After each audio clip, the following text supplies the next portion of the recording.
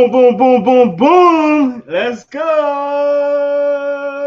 What's up, everybody? As you already know, I'm your humble host, Jerome Jones, and I'm here with my boy, Avery Collins. What's up, Avery? You on mute right now, by the way. What up, though? Hey, guys. As y'all always know, man, every year we do our Inside the Hashes fantasy draft, and we like to go live. We like to talk about it, help you guys out, understand how your drafts may go or may not go, however you want to go by it, man, and have fun with my guys and everything like that. But let my boy Avery talk a little bit before we start. Avery, how you doing? Because you got the first overall pick anyway. How you feeling right now, man? Um,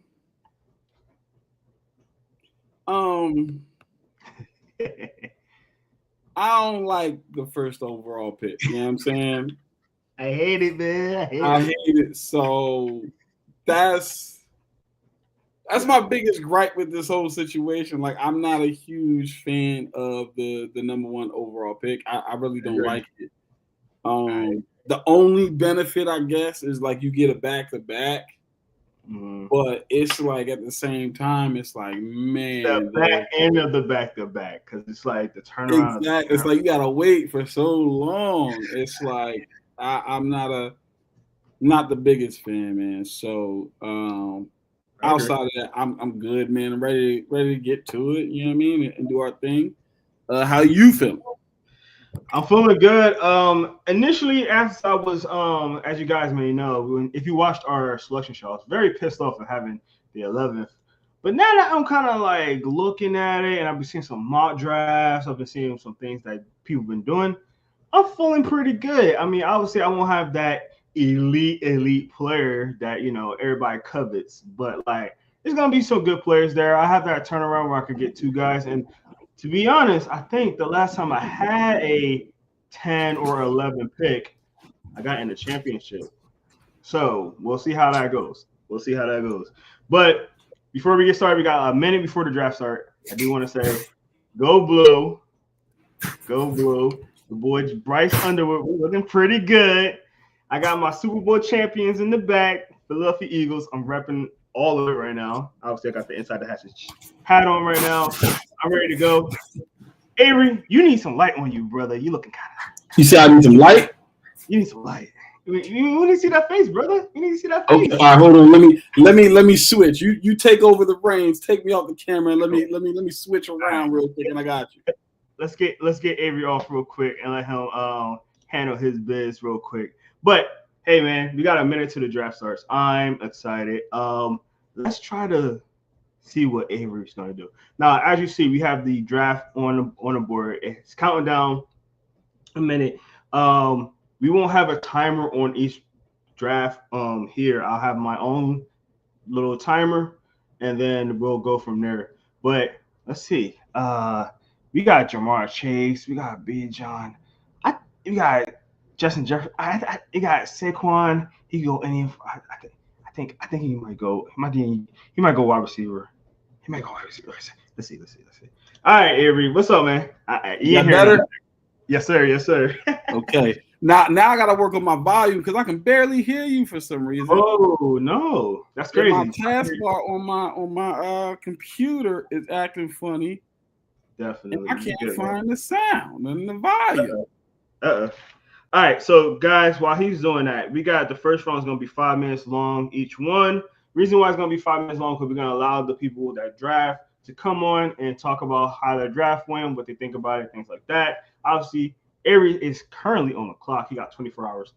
You said what? It says you got 24 hours to pick, as you see. 24 hours is crazy.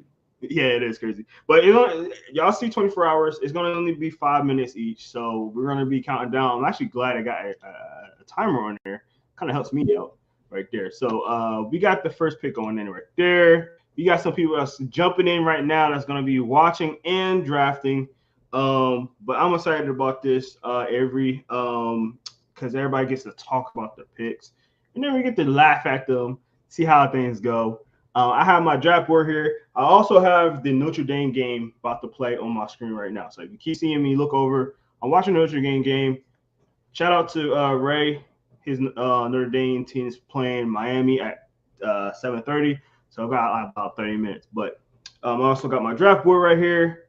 Avery, you got your own little draft board. You kind of like fill out how it goes, man. Because every year I have my own little draft board. I don't go by what everybody else do. I have my own draft board. I set it up. I put it how I want, and based on what I see, what I think. How you go about your business? I mean, I am. I mean, honestly, I'm just really just. I go based on it's like a feel / what they did the year before / what I am just kind of feeling about their potential, and then like there is a bit of research. So like draft board research in that regard, but it's like at the same time it's kind of one of those things where it's just like one thing I don't do is I tend to try not to listen to other quote unquote fantasy experts. I try to just go based on what I'm feeling, what I'm projecting for the season, and for these players and what I'm foreseeing. So like, I know like example like last year, right? With my pick, I ended up taking Tyreek Hill in the first round. I think I had like the 8th pick or something like that, and I ended up taking Tyreek Hill. And I believed it was a good pick based on projections, not based on just what he did the year before, almost getting to 2,000 yards. But it was like, again, the offense that they're in with Mike McDaniel, all of the different things. Achane coming in, who I felt like was going to be pretty good. Mostert had a pretty decent year before. I was just like, oh, you know what? I think, and outside of, the injuries to obviously Tyreek and Tua, he was a pretty productive receiver. So that's kind of how I move it. 100%. All right, cool, man. I'm still trying to work on my volume. I don't know what's going on. I think everybody just got to speak up today because I can't hear. Oh, you can't hear me that well? Huh?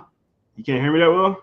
Not really. I don't know what's going on. If it's like a speaker issue, if it's I don't know, but I'm just have to lean in and listen real close. 100%. Yeah, we're gonna make it worse, but I'm going to try some stuff out real quick on this app because we had some technical difficulties right before we got on, but we're gonna work it through. So Avery, you're on the clock. Whenever you're ready, man. You got what? 4 minutes. All right. Well, whenever. Actually, got a minute. I think I'm torn here, okay? Because I the typical, I guess the typical overall pick is like you want to, or thought process on how people draft is, running back heavy, PPR, running back heavy, the whole thing, yada, yada, yada, blah, blah, blah. But me, I'm going to go a little unconventional, and this guy has been projected number 1 in every draft. I've seen him go number 1 in every draft. I'm like, you know what? I might as well follow suit and just see what happens. And I'm going to go ahead and select Mr. Jamar Chase. I called it. All right. So I said you might get a wide receiver here. What you get? What is it about Chase, man? You got Chase, and did we get another pick already? No. Oh, we did. Hold on. Am I bugging? Whoa. Okay, we got another pick already. What happened? We got the second overall pick already. Like no hesitation. Okay, no waiting at all. Oh, we're going fast. All right. Okay, here we go, guys. I'm sorry. Did I just see Lamar Jackson go as the 3rd pick? Oh my God. Oh, what is going on here, guys? What is happening? What is happening? Woo! All right. Lamar Jackson just went as the 3rd pick. What's going on? All right. Jahmyr Gibbs was on the board. Yes. And Lamar Jackson was taken as the 3rd pick in the 1st round. Yes, that's literally what just happened. OMG. Okay. So, all right, here we go. I'm gonna put it like this. All right, cool. So as you see, guys, so Jamar Chase, you got Jamar Chase. All right. My guy Lewis got Saquon. It makes sense. Eagles fan, ran for almost 2,000 yards last year. Obviously, people kind of scared away from it from his his injury history and the chances of him getting 2,000 yards again. We got Lamar Jackson going to Chris Thomas. I gotta get Chris. Is Chris in here? Hold on, let's see who's in here. We only got one at the moment. Chris, if you in here, we need you, brother. We need you in here. Because whoa, he said told y'all. Lewis says wow, and Chris says told y'all. Chris did say he's gonna get Lamar Jackson. He was not playing. I'm sorry, but that's sick. That's I sick. don't know how Darren feels right now. I really do. As you guys know, we just started this. We got a lot of people are going to be drafting, and a lot of people are just trickling in. So we'll see how that goes. Then right after that, Allen picks Lamar. Jameer Gibbs. That was my first round pick from last year. Did wonders for me last year. We'll see how that goes with what's his name, David Montgomery, because he was definitely butchering a lot of touchdowns for me last year. So he's back healthy and everything like that. So we'll see if that production that Gibbs had at the end of the year continue. I don't want to say is there any surprises, because I feel like the Lamar Jackson one is a surprise. But Chris, please jump in if you can. I want to hear Yeah. your story. I want to Chris know how got to you come feel up. about that. But looking at the board so far, how are you feeling about your pick? I mean, you feel like it's the right pick so far then? Yeah, man. I still think that I made the right pick again, based on projection from myself, not from anything else, but just from what I see myself. I mean, he's under contract. His counterpart is under contract as well, so you can't just decide, oh, we're going to double Jamar Chase and everything like that, right? You can't do that with T Higgins on the other side. I think offensively, I think they're going to be a pass first team. Because I think they're going to try to avoid that slow start that has plagued them the last couple of years. I think they're going to try to get out the gate and win a couple important games to put themselves in a better position than they were the last couple of years. I mean, last year they went 9-8, and they were a team that nobody really wanted to face in the playoffs, and they ended up missing it because of their slow start early on in the season and having to depend on other teams. So I think that they're going to start fast. I think they're going to just say, hey, listen, if we've got to throw the football, we're going to throw the football. I think the passing numbers and receiving numbers were down last year because teams went back to that too high safety shell. And so that's why we saw a lot of the rushing numbers increase as well, because they weren't seeing as many stacked boxes. But I think that teams are going to adjust to that this coming year. And I think Joe Burrow showed that he can play against that and really dominate against that. I mean, toward the end of the season or the second half of the season, really, he was absolutely. I mean, one could say he should have been the MVP. He put up MVP type numbers. Like, he was absolutely on a tear. I believe he continues that if he remains healthy. The biggest reason I selected Jamar Chase and I'm okay with this pick is I'm not confident in their defense. And because I'm not confident in their defense, I believe they're going to have to try to put up as many points as possible. And you've got the best wide receiver in the NFL. So I think he's going to just continue to trend up and do his thing. I think he has an opportunity this year to break the NFL record for sure. Yeah, I agree. And I did a little bit of removing while we was talking, because I wanted to take it off of that 24 hours just in case somebody wasn't on here. So it is the real time on here now. I figured it out. Like I said, we was working on some kinks beforehand, so it was kind of looking crazy. But we got the 5 minute timer. So first round is gonna be 5 minutes. Second round is gonna be 2 minutes. Third round is gonna be I'm sorry, 3 through 8 is gonna be 1 minute, and then after eight rounds, it's gonna be 30 seconds. So keep that in mind, guys. And I might change that depending on how long this feels. So we're doing everything by as we go, right at the moment. But yeah, I agree. I do like Jamar Chase as a number one here. Like you said, if their defense can't hold up, I mean, you know, Trey Henderson. gonna be late. Like he just got the contract. I mean, not contract, but he got the tag, so he is gonna play. But he coming in late, so it might be an early struggles for the defense at least. We don't know what we're gonna get out of Stewart. They lost a couple of pieces on the off season, so we're gonna see how that goes.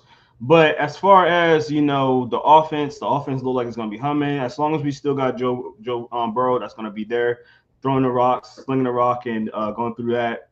We should be still good, and I think that we won't have any issues there. Let me see. So Ray has 1 minute to pick. I did try to get in touch with Ray. I did not get in touch with Ray, so I'm not sure if he's gonna be on. He might be getting ready for the game.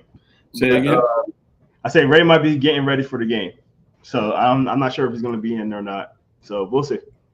But yeah, so that was a very good pick. Second pick, Saquon Barkley. Like I said, really good pick right there. As long as he stays healthy, he's got that offensive line. They're gonna still rely on that run. I know a lot of people kind of don't think he's gonna have a good year. I think he's still gonna get year, even if he don't get 2,000 yards, 1,800, 1,700, 8 touchdowns. You're still gonna have a really good year for Saquon. So really good pick right there. Lamar Jackson this early. I don't know if I would did that because I don't know if it's a third overall pick, and for me, I feel like Lamar Jackson could have waited a little bit to get him, but at the same time, we got that Raven fan in here, and he was probably gonna grab him as well. So I understand why Chris did it, but also the value. I'm not sure about the value there. I think you could have got a really good running back there. I wasn't worried about quarterback that early. Which is why I want to Chris to come on. I wanted him to explain his pick and why he did it.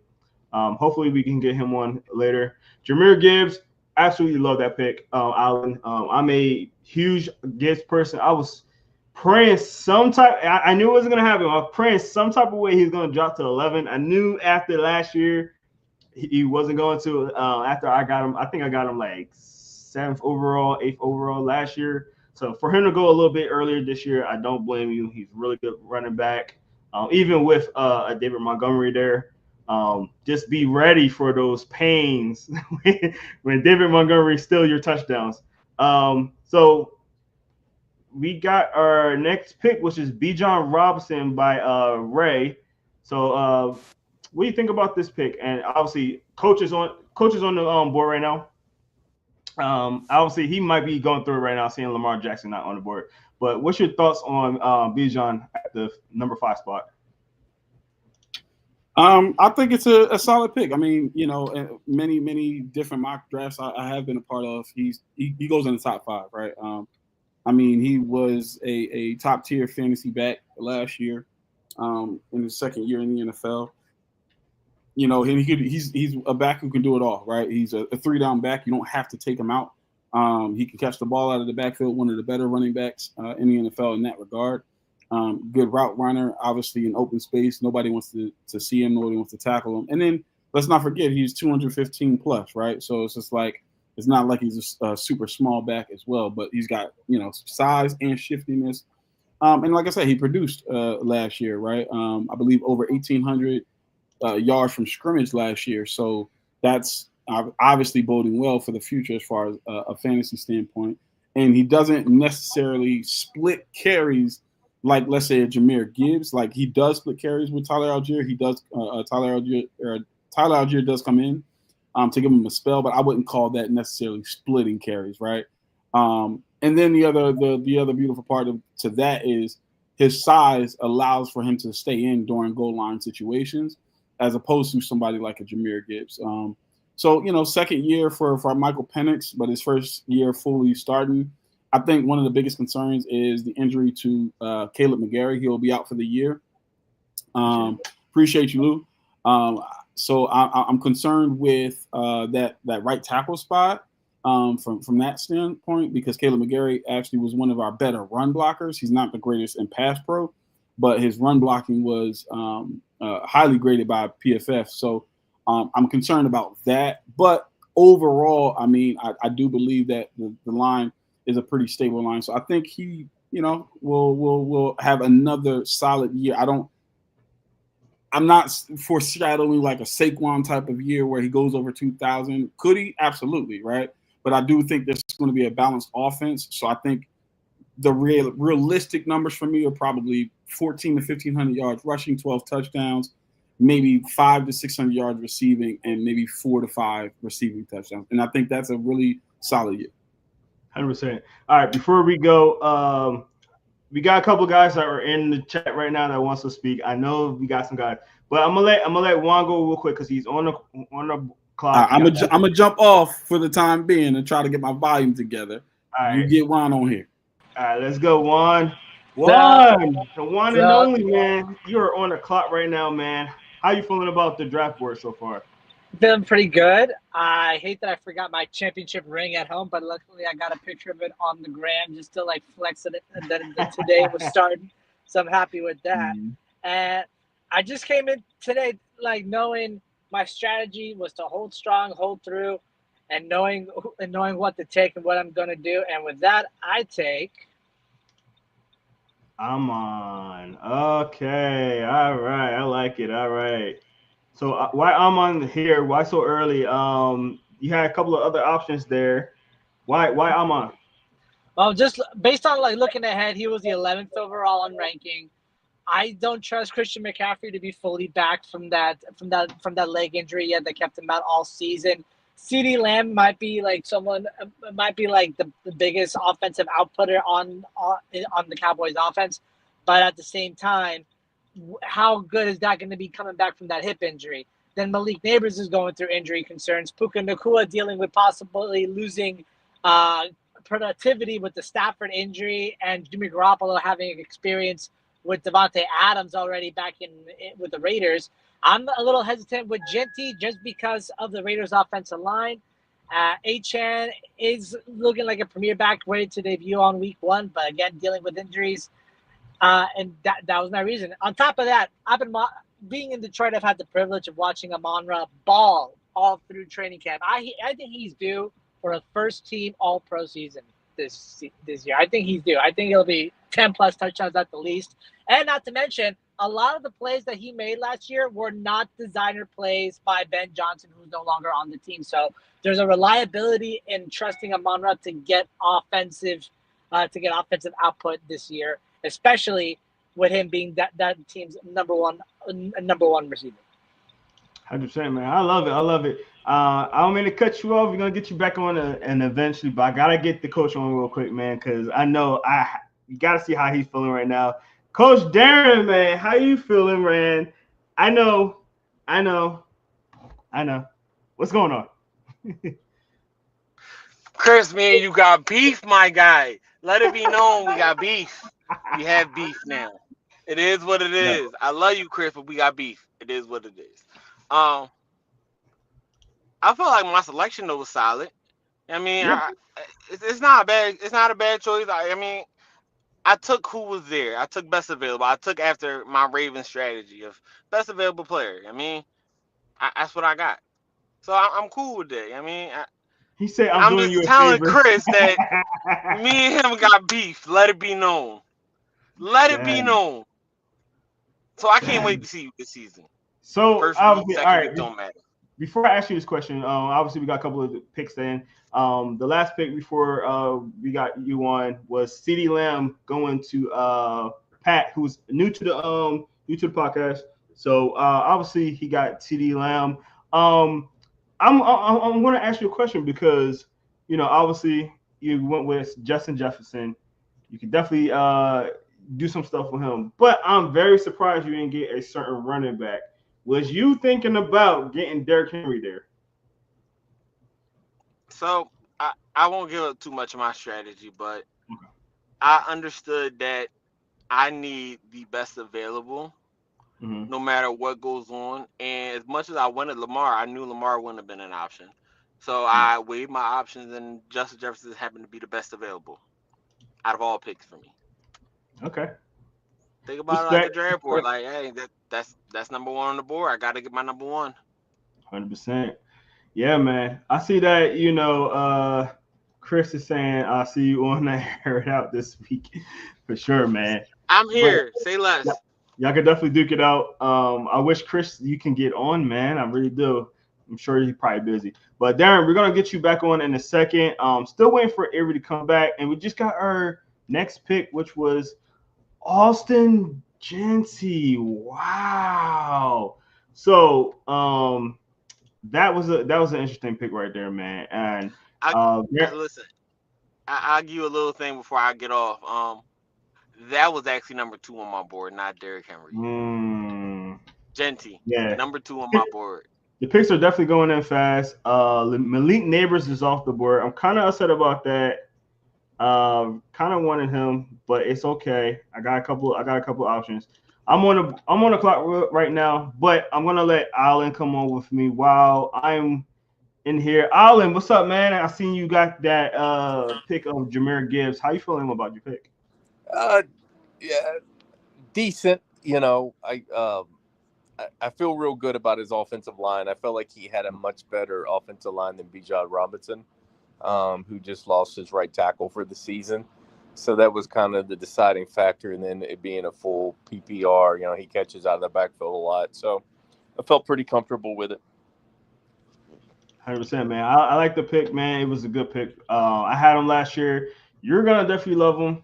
I think that the fact that I'm enjoying the rest of my vacation. I see y'all later. Okay, cool, cool, cool, cool. All right. I guess Avery, you good now? I can hear you. We're back. Let's go. Let's go. Let's All right. go. I got about 3 minutes on the clock right now. I'm gonna take my time so I can talk to. All right, I'm catching up. So you good? Okay, I'm catching up here. I saw Jamar Chase, Saquon Barkley, Lamar freaking Jackson. Nice, Chris. Jahmyr Gibbs, Bijan, Jay Jettas, Amon Ross, CD, Ashton Genty, Malik Neighbors. What is happening in this draft? No, My God. For real. It's some crazy picks. So Alan, thank you for getting on. I'm gonna make my pick real quick, man, and we see you on a flip one. But yeah, this is crazy, man. If any of you guys want to like chat it up while y'all in here, I know we got some newcomers that are in here right now drafting as well. I'm still in between a couple of players right now. I got the turnaround that's coming in real quick. Sam's right there, and we talked about this before. Sam likes to vulture my players. So I'm very scared right now because I got some guys that I pretty much know who I want to get right here, and his face is already on the screen. I'm going to take McCaffrey. I'm going to take that risk at the end of the first. I feel like it's a good pick. I feel like it's a value pick right here. Obviously, injury is an issue, but when he's healthy, he's the best player in the league, and I'm going to take him. Hey, what's up, man? Appreciate you getting on. Say I'm Team Pat. What's up, Pat? How you doing, man? Appreciate you getting on with us. Appreciate you coming in on this year with us and playing with us. Oh, we got our next pick already. Puka went to Sam. All right, so he got Jonathan Taylor. All right, so we got some picks. I'm back on the clock already. I'm on the clock already. I'm gonna change this, but this time in a second. But Avery, what's your thoughts on this real quick? I'm not mad at that. I think Puka should have went before Malik. That's just my personal opinion. I get why Malik went though, right? Malik, I believe, if I remember correctly, if it wasn't Puka, Malik led the league in targets, and as a rookie, right, and went over 1,000 yards. And so, but I personally would have taken Puka because we know that the LA Rams are a pass first team, and that's kind of like where I would like Matthew Stafford's going to throw the football. Russell Wilson, who's the name as the starter week 1, they're going to run the football, right? They're not going to drop back and pass the ball 40 times for Russell Wilson. That's not to say that Malik's not going to get his numbers, though. That's not to say that. I just think Puka's going to have more opportunities, personally, based on the style of play of each offense. McVay's he likes to air it out, score a lot of points, and Dayball is he's trying to win the football game by any means necessary. He really doesn't care. So I personally would have taken Puka, but I'm not mad at the pick. And then obviously with Christian McCaffrey, not Christian McCaffrey, with Jonathan Taylor, barring injury and barring his offensive line being terrible, Jonathan Taylor's going to eat, right? Jersey boy, he's going to do his thing. Every year people sleep on him, and every year he just continues to be consistent. He's not outside of, I think, maybe a second year where he was considered in that top 5 conversation, but nobody's dropping him out of the top 10. I don't think anybody's foolish enough to drop him out of the top 10 conversation as far as just pure running back in the NFL. So, and I think they're going to have to lean heavy on the run because of them naming Daniel Jones as the starter and the questions that they have at quarterback. I think they're going to lean heavy on the run. So, again, barring injury, he should obviously eat and get to it. 100%. I just picked Nico Collins, Brian. So I'm gonna tell you my strategy right here. I was thinking I got him Christian McCaffrey. I was actually thinking about, and Darren might be okay with this, but I was thinking Derrick Henry there. I really was. I thought really hard and long with it. But at the same time, when I'm looking at the running backs, I got a good running back. I could have doubled up on running backs, but I can be okay with another running back. Looking at the receivers and getting an elite receiver, it was getting kind of thin. And I'm a Michigan guy, obviously, guys. So it's a little biased pick. Like let's be real, it's a Michigan pick.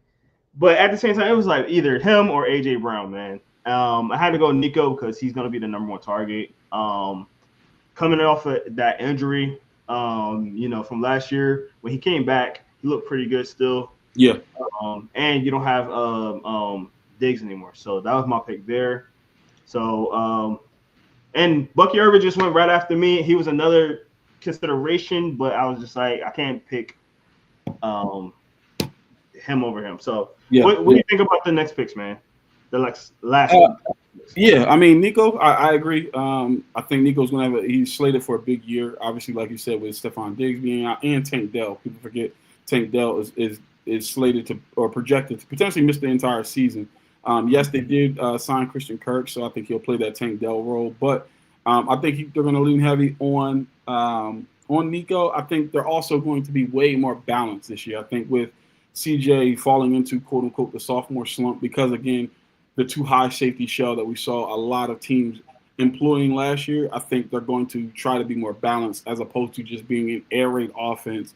Joe Mixon being out the first couple of weeks is going to hurt.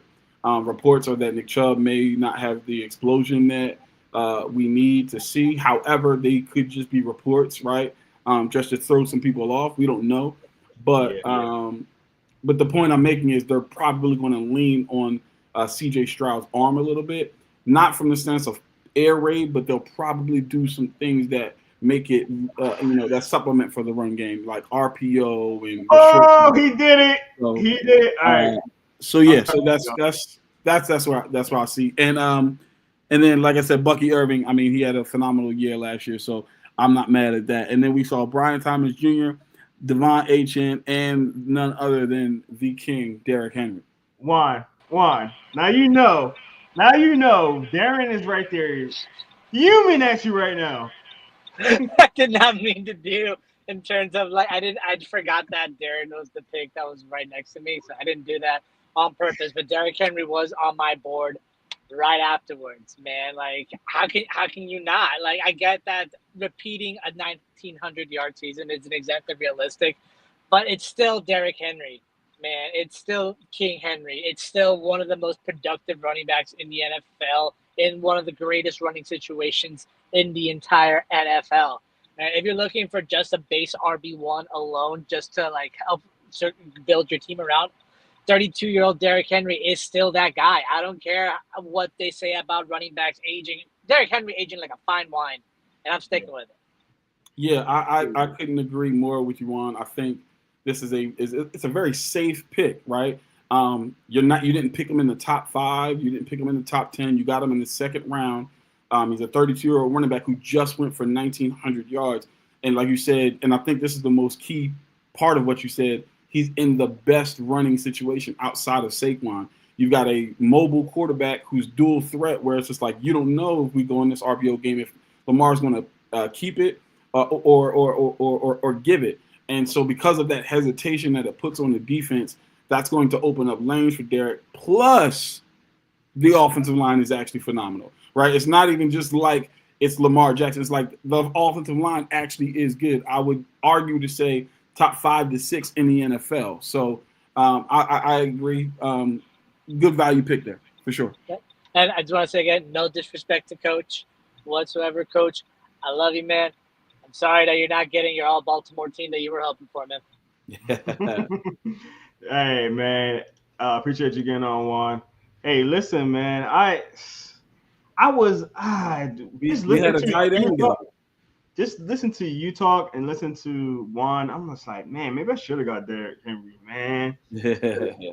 Hey, we got our first tight end off the board. Brock Bowers. These picks are coming in fast, guys. Yeah, they are, man. Yeah, they are.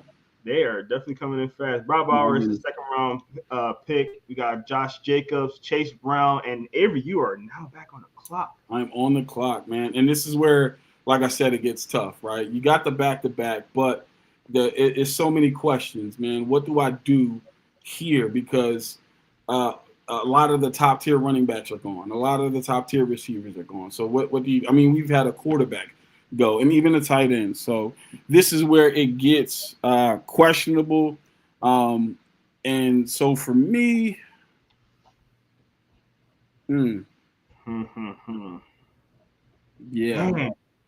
I'm gonna go with a guy that every year, or I should say last year, you all of you clown me for making this pick. I know who you get. All of you clown me for making this pick, and he ended up being the number 4 running back in fantasy last year, like I expected him to be. So I'm going to go ahead and pick Kyron Williams right here, and I obviously have the back-to-back. And I'm gonna be quite honest. If he was available, which I thought he might be available, this is actually where I would have taken Lamar Jackson, right? 3rd round, I would have taken Lamar Jackson on this come around. But because he's not there, I want to take, Lamar Jackson 2.0, Mr. MVP himself, and I'll go ahead and draft my quarterback now. Strong team looking right now. Yes, sir. Wow. Oh man. That's a strong pick, and I get it. MVP looked very well, can run, can throw. He only going to get better with the team that he got. Coleman going to a second year, so he should improve. Kincaid, I think he was injured in the beginning of the year, so he should be good to go now. Man, and that's my thought about it. It's like they didn't really address their receiving core, right? Outside of Khalil Shakir, who had a really solid year last year, they really didn't address it. Keon Coleman wasn't what we expected him to be as a rookie, but he's going into his second year. He's put on some muscle. So I'm thinking one of two things is going to happen. Either Josh Allen's going to have a similar year to last year, where it's going to be a lot of rushing touchdowns, not as many passing touchdowns and passing yards, but you're still going to get those fantasy points in that regard. Or Keon Coleman and Khalil Shakir are going to step up, and he's going to then add in the passing yards as well. So, I mean, guys like Lamar Jackson, Josh Allen, when they're healthy, they're like, you can't miss picks. You know what I mean? So you can't really beat it. And I'm seeing Jaden Daniels and Ladd McConkey off the board. I'm not going to be lying. I think I'm surprised both guys. Eagles fan getting that Jaden Daniels, man.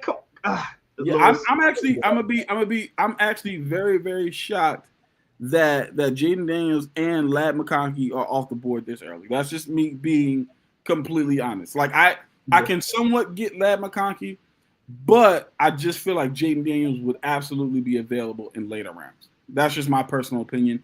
I believe that people are probably going to fill out their rosters in other ways prior to quarterback. Especially sitting at sitting where he sits. But I get why you want to try to get a premier quarterback. My only concern is the sophomore.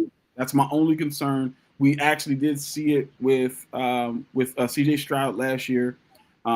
Even So one could say, and obviously it wasn't a sophomore season, but it was a sophomore season starting. One could say that Jordan Love didn't have the year that we were expecting him to have last season. So, I mean, there's, some ambiguity there. But anyway, I think that was a little bit. George Kittle, wow. George Kittle, Trey McBride, my tight ends back to back. I like it. And T. Higgins. What are your thoughts, sir?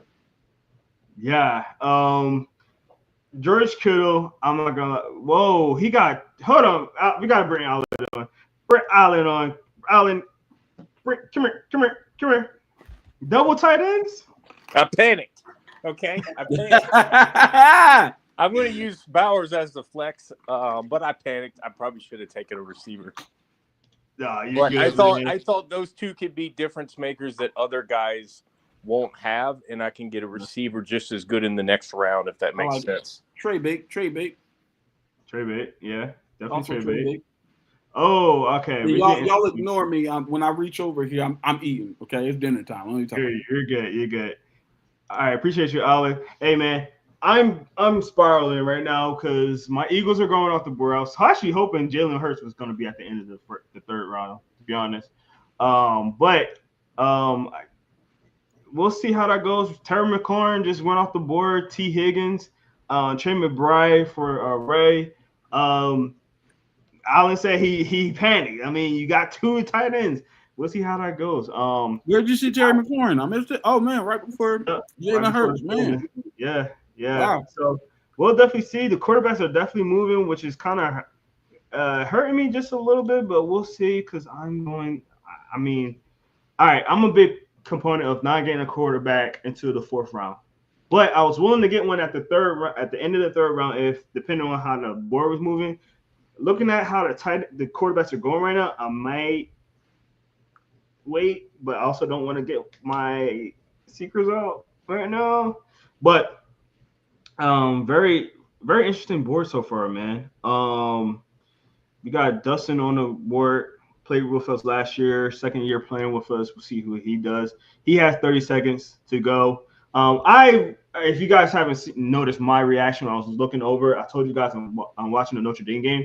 I did not know my boy CJ Carr is playing. CJ Carr is going to be a true freshman playing in this game as a quarterback. And I got the privilege of interviewing him at the OT7, so I'm excited to see what he does today. So I'm definitely going to be glued into that. So it's going to be really hard for me to draft right now because I'm trying to look at this game, play this as well, and try to host this. But we're gonna get it done. We're gonna get it done. So if you see me get quiet sometimes, I'm doing like a lot of stuff right now. So the next draft pick was Tyreek Hill. I actually like that pick. He's still Tyreek Hill. Still gonna be doing his thing out there. He got a pretty solid team right now. Austin Gentry, Brian Thomas, and Tyreek Hill right now went off the board for them. We got Darius on the clock right now. Darius is a little bit of wild card. He got a couple of young guys right now that he's been drafting. Malik Neighbors in his second year, Bucky Irvin second year. Very curious what he does here. There are quarterbacks going off the board right now, so I'm curious if another second year guy. Yo, he's going young right now. Okay. He's going young. He got Marvin Harrison Jr. Right there. What's your thoughts on that? Like you said, he literally has all second year players, man. This might be a very interesting strategy, like breakout years for these players, maybe. Like I'm actually not mad at it at all. I mean, again, Malik Neighbors, he's going to get targets. Bucky Irvin was a really good running back last year.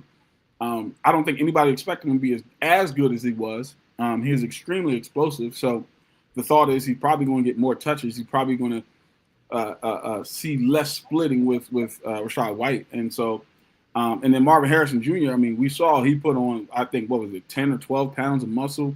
The dude looks extremely huge. So I think he's trying to gear up for that full season. I wonder if it affects his explosiveness. I mean, Will Johnson had the mitts all over him in practice that we've seen. Some of those splits. Again, go Big Blue. But we'll see what happens. It's a very interesting strategy, but I'm not mad at it at all. And Jerome, you absolutely should have taken him because he's off the board now. I know. I know. I know exactly what you were talking about. I was thinking about it, man, and yeah, I should have. The good thing is there's still some good ones available. There are, and there's one that's kind of staring me down right now, but I don't know if I'm gonna wait now, because this is the thing too, right? And I do have to turn around, obviously, but I am okay waiting on quarterbacks. Yeah, that's what really I said. There's still some good ones available. It's some really good ones. I want to get somebody that's a steady guy. It's not gonna be the sexiest pick right here, but I think in the 4th round is worth it. Steady. Every year he's producing. I'm gonna get Mike Evans for the first time ever. I like Never heard of Mike Evans. So I'm kind of excited about getting him. Getting him in the 4th round. I got Chuba. I got Mike. I got Collins. If I would have could a quarterback here, I don't think I would have been able to get a solid wide receiver here. So I think with that, I'm okay. I'm okay with the quarterback position right now. I'm okay. I'm not mad at it at all. Obviously, Mahomes is there. He could have been the next guy, but I feel like if I stick to my strategy, I got a couple of guys in the quarterback round that I can possibly still get. And there he is. I applaud you for that pick because I was very hard thinking about guys in first year guys. I love it. Yes, very young. We're getting young for sure. But what do you think about these picks, man? I like the Omarion Hampton pick because obviously LA is going to be a run-first team. He's going to get a lot of touches. I just question if he's going to split those touches with Najee. I also question as a rookie and a rookie running back whether or not he can hold up, against the NFL tackles, for a 17-game season. Now, granted, if they're going to split the carries, obviously, like I said, we saw Jahmyr Gibbs in year 1 have some explosive plays and different things like that. So there's a high possibility for him to be good. I question, again, just the durability. I don't question touches. I just question the durability. But I don't think it's a bad pick. 100%. How are you feeling about your chance of getting somebody right now? How's it looking for you right now? You feel like you got somebody sniped some of you guys? What are you feeling? Yeah, it's tough. Like I said, just that's why I don't like the number one overall pick. Because it's you got to wait so long for some picks. So it's very, very and it forces you to kind of like really try to round out your squad as best as possible. Mm-hmm. And you really kind of have to know some football to maneuver in a way. But it's also an opportunity to potentially dictate the rounds, and potentially if your strategy is that to pick up trade bait players, right? Players that you don't necessarily plan on keeping, but other players might need and or want, and you might be able to trade, with that player. So, right now I feel decent about my squad, and I think we're doing pretty good. Oh yeah, man, you got a good squad right now, for sure. Jackson and Smith and Jigba just got off the board. I was actually hoping some kind of way that he got off people kind of slept on him. He got off the board. Darren got his first running back. I just realized he got 3 wide receivers, by the way. So he got Justin Jefferson, A.J. Brown, and T. Higgins. That's his first 3. Then his first running back is Travion Henderson. Don't hate that, though. That's a very solid, move, especially being in the middle of the round. That can win you some games right there. That can win you some games. Tony Pollard is off the board. Yeah. Tennessee guy, obviously Allen getting his Tennessee guy. What do you think about that? Yeah, I'm not mad at Tony Pollard. I think he has a bounce back year. I think they're obviously going to try to run the ball with a rookie quarterback. They got to play off play action and all the different things. with the way Calvin Ridley runs routes, I think he's better at playing off play action than just, we just drop back and pass 50 times. Again, not to say that he can't. I think he's just better because of how good he is as a route runner. So I do think Tony Pollard has a bounce back season. Breece Hall, I'm concerned with, as well as Garrett Wilson, only because of the quarterback play. I can see Breece Hall having much more of an effective year than Garrett Wilson simply because of Justin Fields being a dual threat. You could have a Lamar Jackson and Derrick Henry type situation, Jalen Hurts, Saquon Barkley type situation. It's a potential for that, but it remains to be seen. I am on the clock, and because I'm on the clock, and because I only have one at the moment, I'm going to go ahead and take a risk. I've never drafted this guy. He constantly gets hurt, but whatever.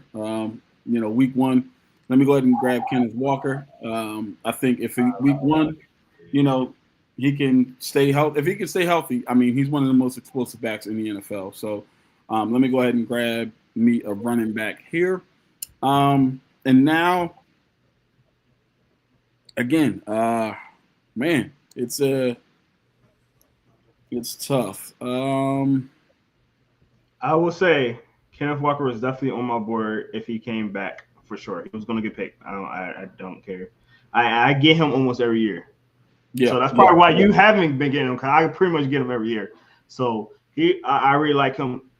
You do have to prepare for him to get injured. You do have to prepare for that. But I do like it because you got Kyron Williams, you got Kenneth Walker. So, if something happens where, one of the other either get injured or thing, you got a good duel right there. You got a pretty good duel right there. Yeah. And so here is where I'm torn. Man, and as much as I want to go with a specific, I'm going to go with my gut here, and I'll explain my reasoning. As long as he stays healthy, I think DK Metcalf is going to produce. And because he has a proven quarterback, I think Aaron Rodgers throws the best football in the NFL still. Whether or not he's going to be the Aaron Rodgers of old, obviously there's questions about that. But I think that DK with Aaron Rodgers and the lack of a Najee Harris, I think they're looking to be an explosive team, right? Jalen Warren being the starting back, that's an explosive running back. DK Metcalf is still an explosive receiver. I'm gapping the speedster receiver on the other side. Good God. Roman Wilson. Yes. Yeah. So I think there's a possibility that he has a big year. So that's where I go there. Xavier Worthy. That was the other guy I was torn between, which is like, okay, Patrick Mahomes got to throw to somebody, right? Rashi Rice being out for the first couple of games. That's why I was, and he's obviously a speedster. My question though is at 175, if guys decide to say bump your speed, we're going to press, especially if they go back to that two shell defense. I wonder if he's going to be able to get off of that. I need to see it. That was my biggest concern. DK, I know can get off the press. So Zay Flowers, quiet as kept. I think Zay Flowers goes for at least 1,500 yards this year. Woo! I think Zay Flowers has a big year. I don't think he scores a lot of touchdowns though, but I think he gets a lot of yards. Then we see Calvin Ridley, Tedero McMillan. Oh, that's a sleeper pick. DeAndre Swift, Mark Andrews. I like that. Cortland Sutton, Sam Laporta. That was my pick. Yeah, but that was the other thing I was torn. Do I go receiver? Do I go tight end? The reason I didn't go tight end, and the reason I didn't go Sam Laporta specifically, Ben Johnson's not there anymore. That's my only. I am concerned about that offense. I'm not saying that they're not going to be good. I'm not saying that they're not going to win games. I'm not saying they're not going to score points.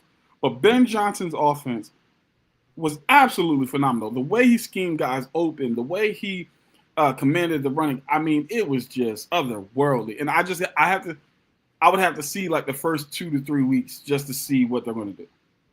Definitely. Hey, I got to bring my boy on. Sam! What's up, brother?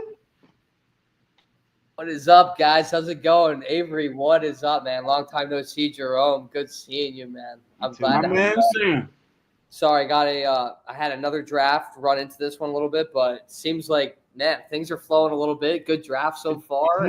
It's moving. I kind of like the vibe of this, Jerome. I feel like you know what I mean? Like for years we've done this show, right? We've been up midnight to we've been doing this stuff for hours. So I like the pace right now. I like where things are going. 100%. So we're next to each other, obviously, and I got a little strategy right now because this is what you do, right? And we're gonna go back to the word, right? I got a minute to do this, so I can say this right now. I have like 3 picks I got right now, right? But right now I'm seeing you only got 1 receiver. So if you guys are watching and you want to be smart about something, and you in between different positions, look at the next person and see what they got. He's most likely going to get a wide receiver here, right? So I feel like I can get a receiver, and I'm stuck between a couple of guys. So I'm going to go receiver here. I got a couple of options. And I really in between like 3 guys. I'm going to go DJ Moore here. That's my boy. I love DJ Moore. I'm going to grab him before Sam. I don't know if that's what Sam was going to do. He got that turnaround, so he can get 2 guys anyway. But DJ Moore's my guy. I was thinking about Pickens there, which he might get. I don't know. But Sam, you're on the clock. You got 2 picks. Who you getting, man? Yeah, I think you kind of said it for me a little bit. That was my top 2. I like Moore. You know, I feel like there's a good chance that the Bears, whether they're winning 10 games or 11 this year, Jerome, I think there's a good chance that offense is going to be asked to score 30-plus points to win in that division. You look at that division top to bottom, I mean, Green Bay ain't going to be no slouch now, especially with the addition of Micah. You talk about Detroit already as an offensive powerhouse. Then, like, Chicago's going to be asked to score points. So I think that's a good, solid pick. And I think, you know what, him and Rome, I like Rome. Not, I know he's right here in the ADP, but I'm just talking to our viewers out there. Like, this might be a year where he needed last year to kind of develop. And Ben Johnson's able to get multiple receivers involved and multiple weapons involved in Detroit. So don't be surprised to see Odunze do just as much. Not more than more, no pun intended there. But I also think, I think Odunze has a chance to have a really solid season this year, Jerome. I agree. All right, man. Who you got? Don't be surprised if Odunze puts up JMO type number. Yeah, I'm high on him. Oh, Devontae. Yeah, Devontae was another guy I was high on. I know it says he's a little banged up right now, but that's just a killer. I watch him twice a year kill my team, and I know if AJ Brown ain't going for $110 and a touchdown, Devontae Smith's getting the action. So, you just gotta trust. In the end, if you're indecisive in this, I always trust offenses that I know are going to score a ton of points. 100%.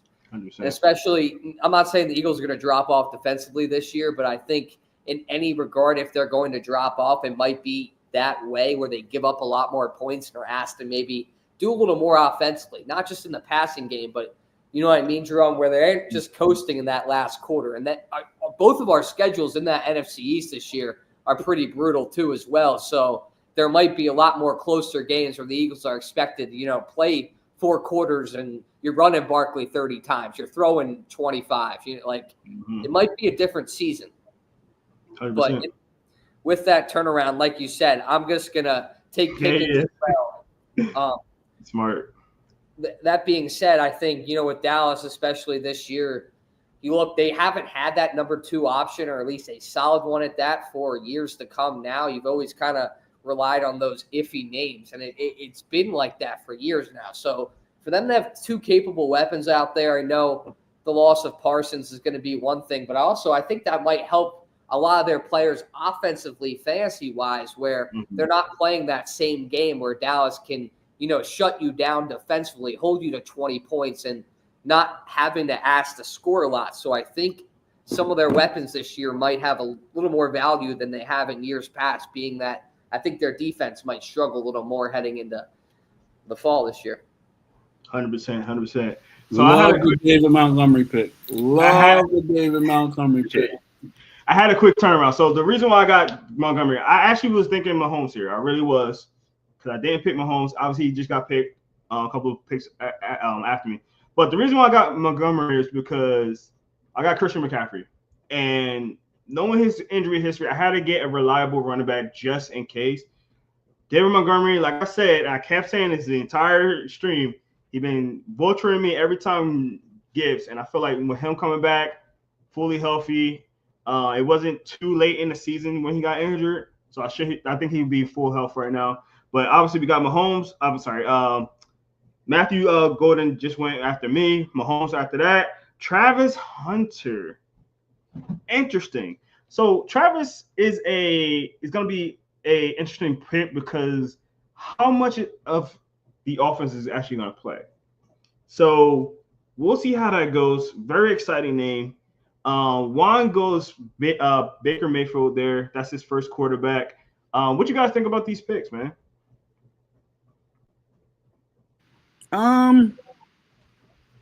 I like Patrick Mahomes in this. I mean, getting Patrick Mahomes this late is very, very solid. You're talking about the best quarterback in football. I mean, the question is obviously, we saw a down year last year, right? Like a down year when he was still in MVP consideration, but whatever. So the question is obviously with Rashee Rice being out the first couple of weeks. Another question is we saw the Eagles dismantle their offensive line in the Super Bowl. So are they going to be able to protect them? The other question is who outside of Xavier Worthy is going to be able to step up at receiver? Is he even going to be able to step up at receiver? I think a key loss for them that is underrated that people are not talking about enough is losing D-Hop. I don't think people understand how much losing a veteran receiver who you just know on third down, this guy knows how to get open and he's going to catch the football. Forget everything else as far as explosiveness. He's going to get open. He's got those vet savvy to be able to lean on a guy, to use an elbow, to be able to grab a guy and the refs not see it. All of those things matter, especially in a timing offense that the Chiefs have.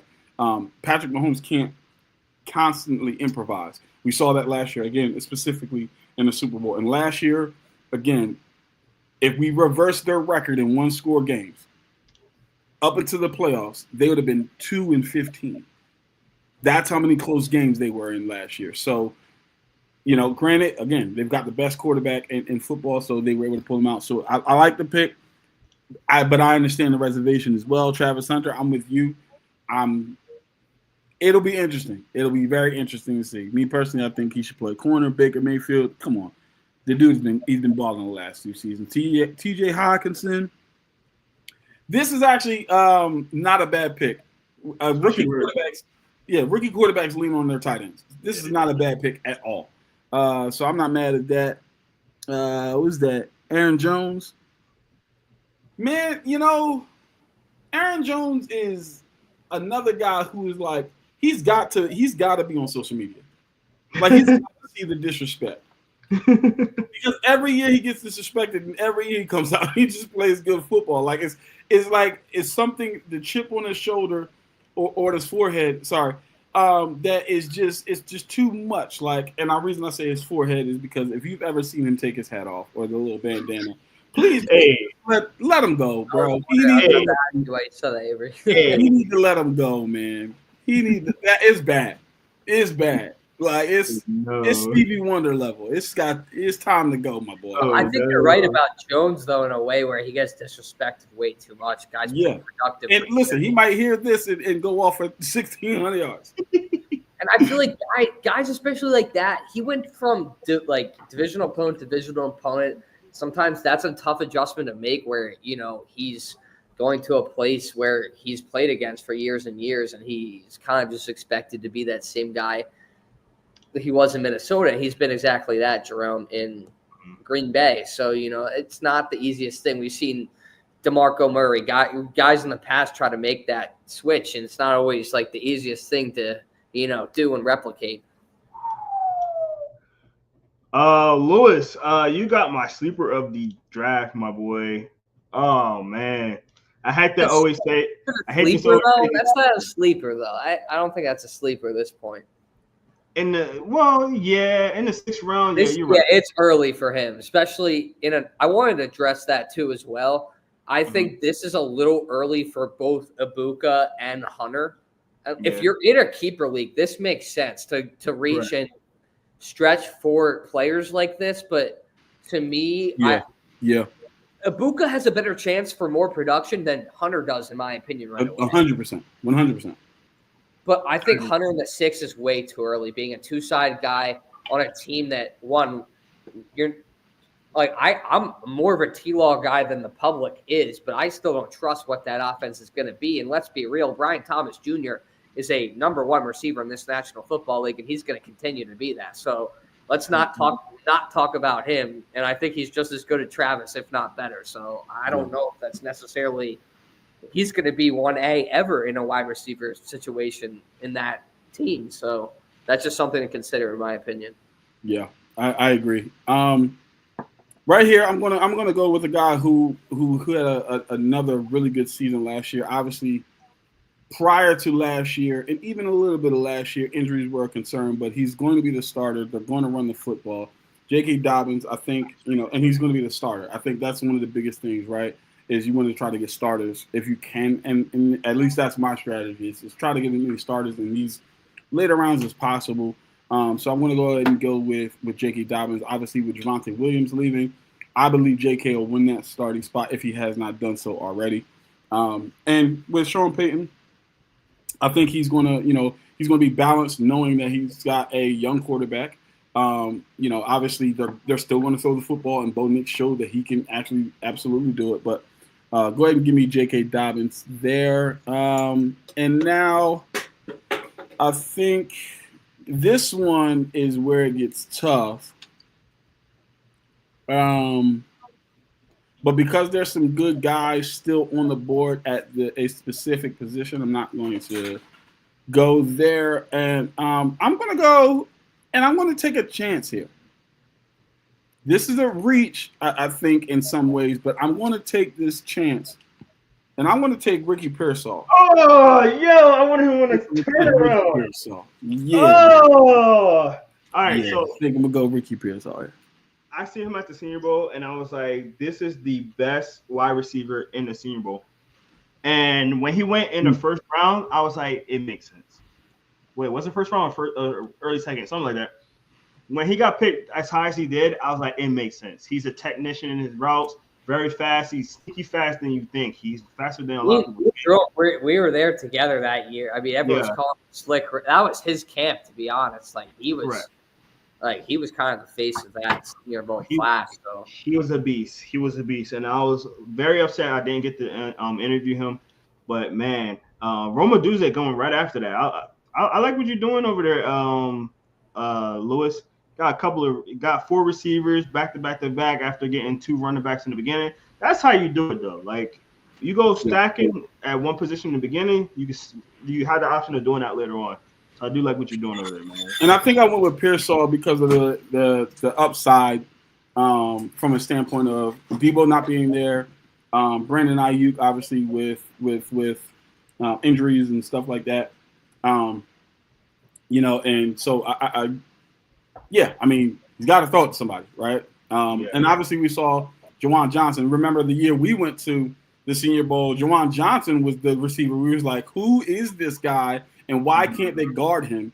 And I said it before, I don't think he's a number 3 receiver. I think he's a number 2 receiver just in an offense with Brandon Ayuk and Debo Samuel. And obviously with the injuries to Ayuk and Debo last year, I mean, he stepped up and showed out last year. So, I do believe that teams are obviously going to notice that. And so I think Ricky Pearsall has an opportunity to have a pretty solid year. 100%. We got a little bit of a run on quarterbacks right now. Kind of messes me up. Bo Nix is the guy that I like a lot coming out of the Senior Bowl. You got to interview him. Really good rookie year. He's off the clock. You got Tyler Murray that went off as well. So I believe Ray got him. Yeah. So he's off the clock. My strategy as far as quarterbacks is going to probably play just like last year. I'm probably gonna have to trade some guys to get the quarterback, but I'm okay with that. I don't think you will. And Ron, I hate you. Go ahead. RJ Harvey. Jerome, I think your quarterback take, like, if I was recommending to people just watching this, like, if you're going to get a quarterback, I think your time to shine is going to be that 3 to 5 round window. And if you don't want it, then you got to wait. Exactly. If you're going to take a chance, like, not even just to, like, talk about my team, but if you're going to take a chance on Burrow. Take a guy like for a fact is going to have to throw for a crap ton of yards and a crap ton of touchdowns just to be competitive in this. Literally, I could not agree more. Again, like you said, that 3 to 5 round. That's why I said round 3, Josh Allen. Go ahead and give me Josh Allen. Mm-hmm. Again, it's a guy who you really can't miss on, and so I'm going to grab that person. Give me him now, obviously, because again, with the number 1 pick. It's so long before you pick again. So, yeah, absolutely. I agree 100%. I don't think you're in a bad spot here, Jerome. And I do believe there's still serviceable quarterbacks out there. Are they potentially going to be, top 5 scoring? Maybe not, but at the same time, they're going to be serviceable. But it's also like Jerome said, he can be able to stack 2 guys here. Like, not throwing ideas out there. But, again, like, I think us 3 are the only ones listening to this at least. But if he wanted to get a guy like Herbert here, he could also take a Fields or a Dak or, to kind of have that insurance policy. There's ways to do that. And let's keep it honest. I mean, Michael Penix is the starter in Atlanta, and people forget that the guy is a mobile quarterback. I wouldn't say he's a running quarterback, but he's a mobile quarterback. He can get out of the pocket.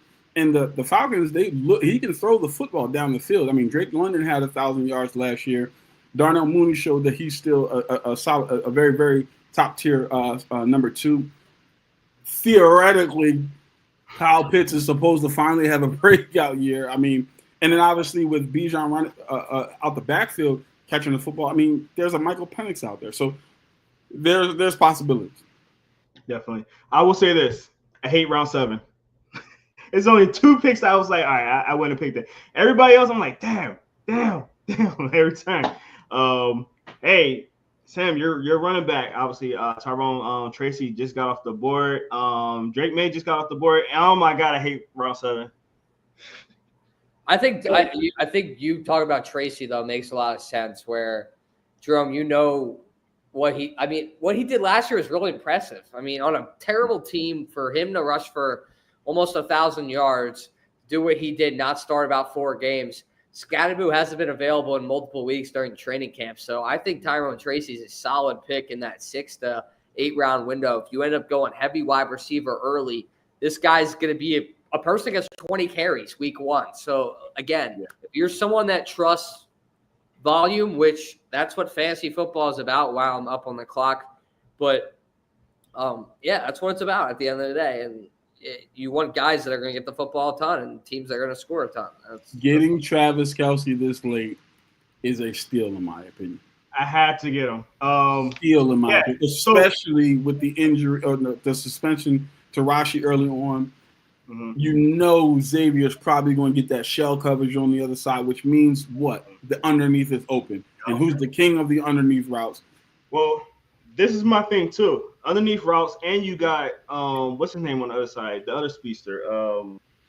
Making on his name right now. Not Flowers. And if you didn't know. Yeah. So I had to pick him there. I felt like it was a good pick, really good pick there, Sam. I thought it was a good pick there where I got him in the 7th round. He's slowing down a little bit, but he's so reliable. And I just thought, like kind of the theme of my draft right now, just going reliability. I'm at the end of the draft, so I gotta get guys that I know are gonna be reliable. And then I got a backup plan for him just in case too. So keep an eye on that. I will say Tyler Warren was gonna be my tight end if I wasn't gonna be there. RJ Harvey was gonna be my turnaround running back if he wasn't still there. Yeah. I already told you how I feel about Ricky. I already told you about how I feel about Romo Duze. So, Sam, talk to us. Caleb Johnson. Talk to us. Yeah. Sam? I know you're on the clock and you're picking your focus. Oh, sorry. Yeah, I'm locked in. Yeah, Caleb, I think, again, I just like Big Ten running backs. He had a great college career at Iowa. And, I feel like there's a reason the Steelers, liked him and took him in that second round. And to me, they don't have a lot at that position. Jalen Warren's never going to be a starting running back, especially in a system that relies on the run game that heavily. He's going to be always that guy they use in different sequences. So I think Johnson completes their offense a little bit more, and it should be interesting to see how many reps he gets immediately. But, from those reports, he also was the guy sitting out a lot of training camp and going out there with the ones having 2 to 3 rushes. So, the initial reports is he's going to be that guy, and we've seen it in Pittsburgh before where multiple running backs, again, James Conner got his start there. That's where he broke out. Le'Veon Bell was successful for multiple years. You've seen guys like Jalen Warren, they're able to have these successful running backs in a fantasy world. So I trust what Johnson can do in year one, and I think he's good for a running back 2, running back 3 type of role this year in fantasy, especially his ability to catch the ball. Yeah. I'm not mad at that at all. I'm not mad at that assessment. I agree. I think it's going to be a running back by committee type of situation. I don't think Jalen Warren, like I said, that's why if he was named the starter, I don't think it's – I think it's just going to be one of those things where they balance each other out, right? And Johnson is obviously, more than capable of toting the rock. So I would agree with you 100% there. It'll be a very, very – and again, their offensive line – another year under their belt. They were young 2 years ago, and now they've gotten way more cohesion and camaraderie and connection with each other. So I think it's going to be really, really good. And I love the Cooper Kupp pick here. I think that's an extremely underrated pick. I mean, everybody is talking about JSN. If everybody's talking about JSN, defensive coordinator, defensive coordinators are talking about him too, right?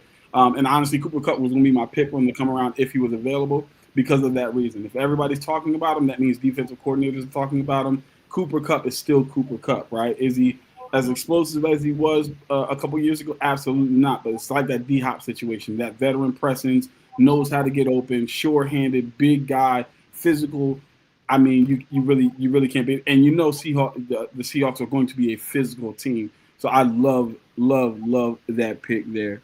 I think an important point for me too with him specifically is people think he's going to Seattle just because that was his only option or whatever. But right. That's his home. He went to school there.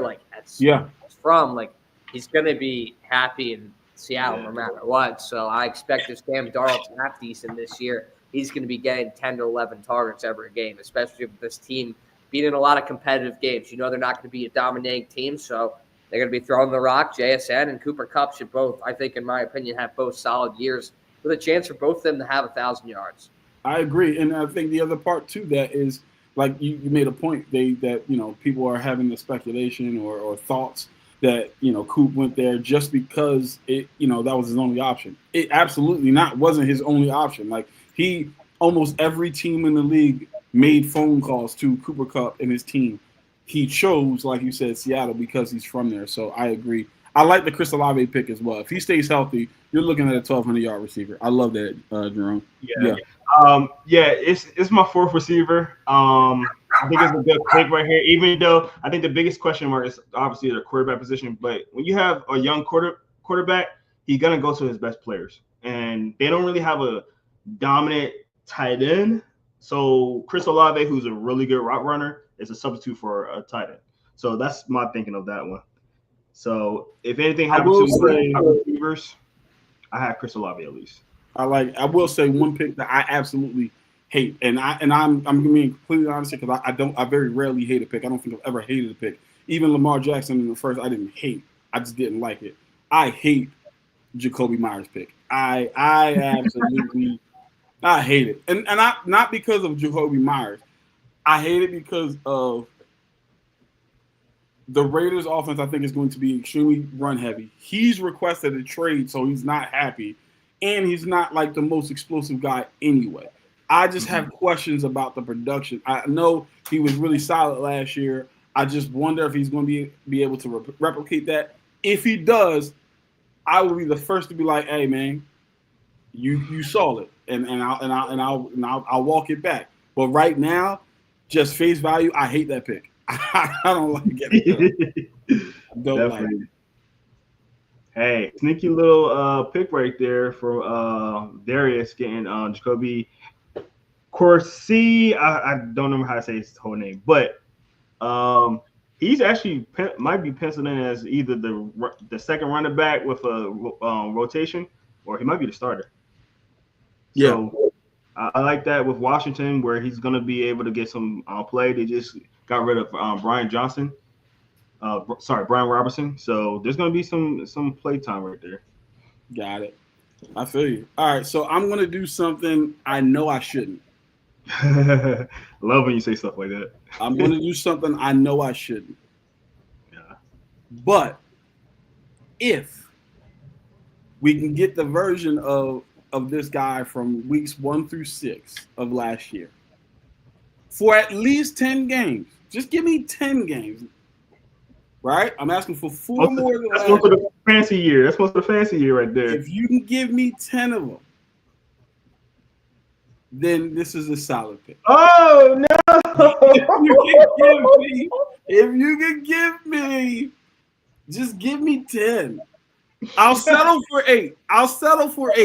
Because you might be looking at 5. Listen, weeks 1 through 6 last year, he was a top 5. Not just overall tight end, but a top 5 fantasy tight end as well. Kyle Pitts was doing this thing with Kirk Cousins, obviously, and so I appreciated seeing that. All reports coming out of camp are that the connection with Michael Penix and Kyle Pitts has been what we expected it to be. Where we're starting to see why, or the guy that they drafted with the number 4 overall pick. So I'm hoping that is in fact true. I don't know, but I did need a tight end. I'm not a huge believer in a lot of the remainder of the guys. I mean, with Cleveland, I have questions because of the quarterback situation. Kraft, I have questions because Jordan Love doesn't really throw the tight ends. Dallas Goedert in Philly is absolutely phenomenal, but he's competing with targets with Devontae Smith, A.J. Brown, Saquon Barkley, and the tush push. So. And then Jake Ferguson, I think he's going to be solid, but with George Pickens and CD Lamb, I mean, the ball can go to but so many people, and I'm not a fan of Hunter Henry. So I had to go with my homegrown guy. I'll go with Kyle Pitts there. And so now I'm going to shake it up and piss everybody off. But I don't care. So yeah, there's that. Oh my God, here we go. First defense. Yeah. First defense off the board. There's that.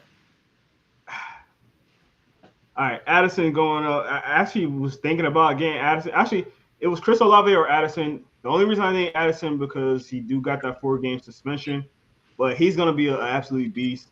I really do feel good about JJ McCaffrey. Obviously a Michigan guy, but they feel good about him to the fact that they didn't even try to get Aaron Rodgers in there. So I do feel good about how that's going to go with him. And once he come back, get some pressure off of what's the name. And, obviously draft position, where you getting him at. You got a lot of good receivers over there.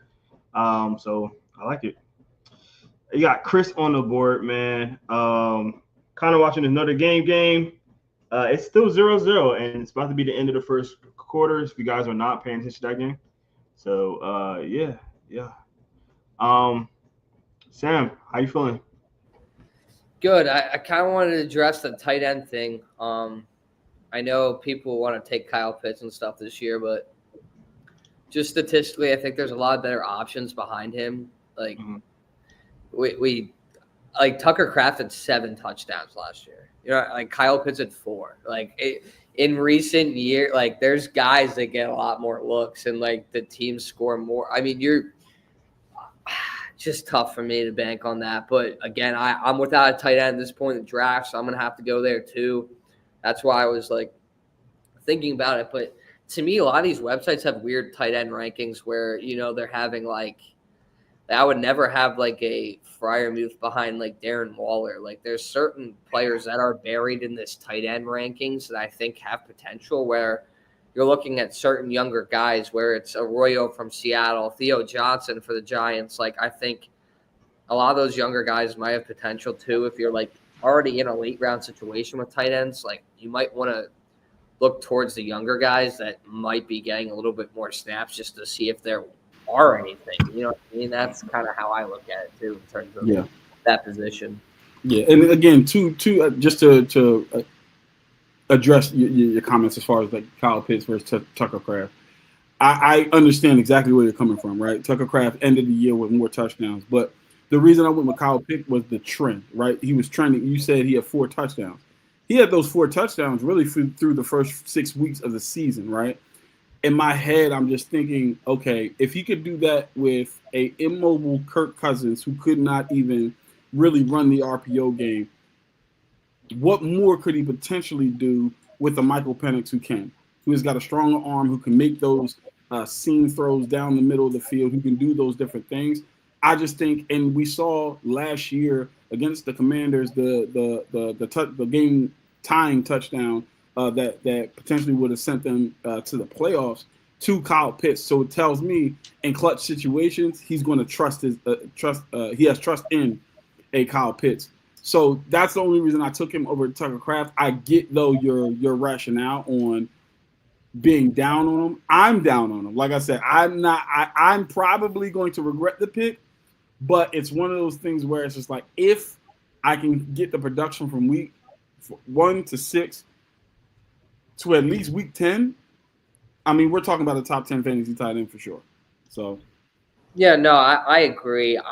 I like some of the guys too around that area as well, Avery. So like again, like for you to take this risk at round 10 is definitely reasonable. But I also think guys like Kincaid at this point have potential as well. Yeah. I like what he does, and Brent Strange too from Jacksonville. There's a reason where they moved on from Evan Ingram. You know, he did what he had to do in Jacksonville to get re-signed, but they also moved on. So that might be telling you, hey, we believe in this younger guy that does very similar things, and we could pay $1.5 million for the next 3 years. So yeah, this is true. Maybe read into that a little bit if you are looking for tight ends this late. That is true, and I was looking at him, but I guess the reason I went with Pitts is all the reasons I stated before. But I'm going to be honest, man. I'm a little bit concerned with Jacksonville's offense, man. I'm concerned that they're actually not going to be as explosive as what's expected. I believe in Trevor Lawrence. Let me be very clear. I believe in Trevor Lawrence. It's just the offense as a whole. I have questions, right? I do like Brian Thomas Jr., but I don't think he's going to have the big year that he had last year. And so I'm concerned there. I'm concerned with the running game. Travis Etienne with obviously the injuries and just the low production just gives me concern. So I'm not 100%. I'm just not 100% sold. Now, if Strange is what Evan Ingram is, I'll just have to eat the bullet on that one. Like, because I see exactly where you're coming from there. It's just and this is what we talked about at the beginning of the show. Part of my rationale is just to feel like it's a feeling, and I just have a feeling about their offense that I'm just questionable. 100%. I'm back on the clock, man. I've been holding out on this quarterback. I'm really trying to hold out. Because I got a couple of things I could possibly do, but ESPN trying to tell me something right now. Oh, man. All right, I'm gonna do it. I'm gonna get Herbert. Yeah. The 10th round, really solid quarterback. Actually, if Drake May was still there, I was gonna actually take him a little bit earlier before I got Travis Kelce. But yeah, he gets the yards, man. He might not be the most efficient quarterback, but the guy stacks yards, and he's a solid guy. Don't get injured, and like I said, my draft is about reliability. You know what I mean? And it's gonna be my starting quarterback. So I'm gonna get him. I'm probably gonna get a quarterback very soon. Again on the next couple of rounds. I'm not saying when or who, but I just think that's the strategy right now. If you guys are, you can't get those top tier quarterbacks, you can wait a little bit because. Listen, like Avery said earlier, like look at the board right now. You got Caleb Williams, Dak Prescott. I don't know why Fields is so high.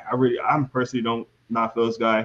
J- uh, J- um, Jordan Love, who just got another receiver in that room. They have a ton of receivers over here. JJ McCaffrey, I'm high on. CJ Stroud, I'm high on. And also, if I think not to cut you off, Jerome, but if Avery's going to be high on Penix, which I agree on, I like Penix. If you're taking him a quarterback too this year role, I think Cam Ward deserves a look as well. You're going to be looking at that team being down, 10, 13 points right off the get-go every game? What's he going to do? Run for 6, throw to – he's going to be hucking this thing, man. You think he's going to be checking this thing down for 4 quarters? 100% agree. Check with me in week 4. I guarantee that's not the case. I can 100% believe that's not going to be happening here. And especially because that team, too, I mean, they know they need to, spark that fan base back again. They got no players. Calvin Ridley was a meme the last 2 years. They got something to play for this year. If you're willing to bank on a quarterback like that, you know what I mean? Like Stafford, too. I don't know. They got tons of weapons. They're going to be – you think Devontae Adams is going to make their team worse? Get out of here. No way. I mean, Dak, I mean, he's coming off injury. He is somebody who's got a chip on his shoulder. He's got a new contract. The dude is ready to go, and you just gave him another weapon in in George Pickens, who, in my opinion, is the best ball tracking wide receiver in the NFL right now. I mean, you really, like I said, there's the potential for quarterbacks to really continue to put up points is pretty high in my opinion. I don't think you missed by getting Justin Herbert in the 10th round. You didn't. I think you made out pretty well. Appreciate that. Hey, Sam, I wanted to ask you a question because this player I was actually debating on getting outside of Javonte Williams. The only reason I got Javonte Williams is because I know he's the starter. But Cam Scatterbo, very high on him in the draft. I was actually mad at y'all drafted him. What's your take on him, and what have you been seeing from him in training camp, and what's the feel about him in New York? Yeah, it's funny because last year I got to cover him too at ASU, so then he went to the Giants. So I was, hyped about at the moment. But to me, he's a guy I think I would kind of stray away from in most fantasy leagues at this point. Just being that he's one of those bigger names, people might reach on him, but he was injured for 2 to 3 weeks during camp.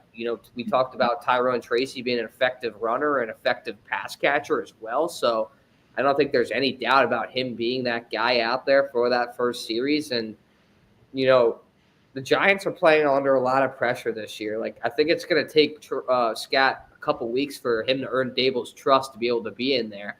And Jerome, when they're paying guys, we're paying Singletary $5 to $6 million still a year. So you think they're going to let him just rot on the bench for nothing, especially when, he's not the most explosive runner, but he's going to be able to come in there and pass block and know what the hell he's doing. He's not going to be lost IQ-wise running around all over the place. He's going to be able to come in and do what you need him to do. So I think it's a long uphill battle. If you're taking Scat in a dynasty league late 10th round, I think it's value, but something like this, I would really stray away. And I think there's a lot of better options on the board still. And I think, I don't know. It's interesting because the backup running backs this year, I feel like a lot of them don't have as much potential as they have in years past. I agree with that. Yeah, the backups are very scarce, and that's why I wanted to make sure I get a couple of good ones in the beginning because touchdown Miami. Oh really? Oh, I'm behind. Dad, why you? Spoiler alert. But yeah, man. I agree with you with that. It's very hard to get a running back right now, and I think that as you see from our board, we got. Actually, this year is a little bit different. It was only 5 running backs in the first round, which is interesting. But my guy got Nick Chubb. I know you a big Nick Chubb guy. Because I feel like you always get Nick Chubb, Avery. I am. I'm a big Nick Chubb guy. It's more so though about the Joe Mixon injury. I think even just early on that Nick Chubb, I think is going to get some of the early work, especially if you're concerned about his injury history. I think it's a situation where they're like, hey, listen, if we can get a good 4 weeks out of him before that knee goes, if that's in fact the truth, I think it's one of those situations where it's worth the risk. Again, later rounds.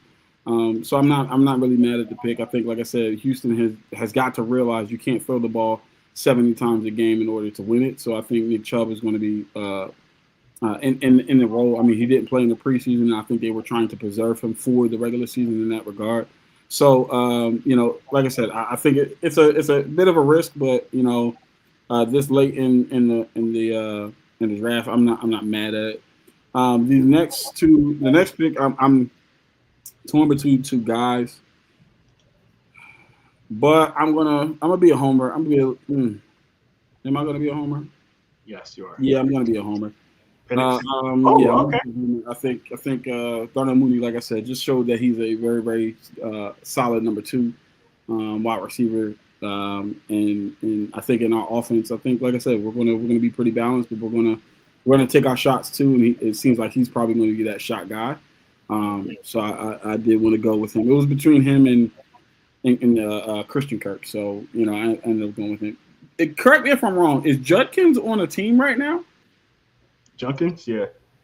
Yeah, I was about to bring him up just to talk to our audience and explain whatever was happening. But Cleveland technically hasn't signed him to a contract. He's still in a legal standing where I think at some point during the season he's going to have to appear in court. So I don't know what he's going to have to do in terms of, again, like getting back on the field. But the Browns have not offered him a contract. He's not going to play week 1. And at this point in the draft, though, I do like him, and I feel like they're going to be forced to do that, especially if they're really bad in the beginning. They're going to have to sign him, have to play him. And you tell me, you guys have played, you guys have been more than I have.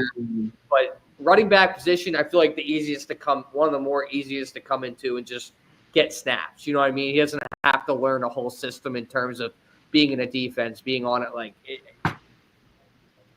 Yeah, it's very much more instinct than it is playbook, right? You do need to know the playbook. You need to know your assignments. You need to know where your guys are going to block. You need to know their tendencies and how they block. You need to know all those different things. You need to know, obviously, which hole you're supposed to hit, all those different things, and specifically on your pass pro, right, and different things like that. Know who to block. But the quarterback obviously can help you in that regard. So.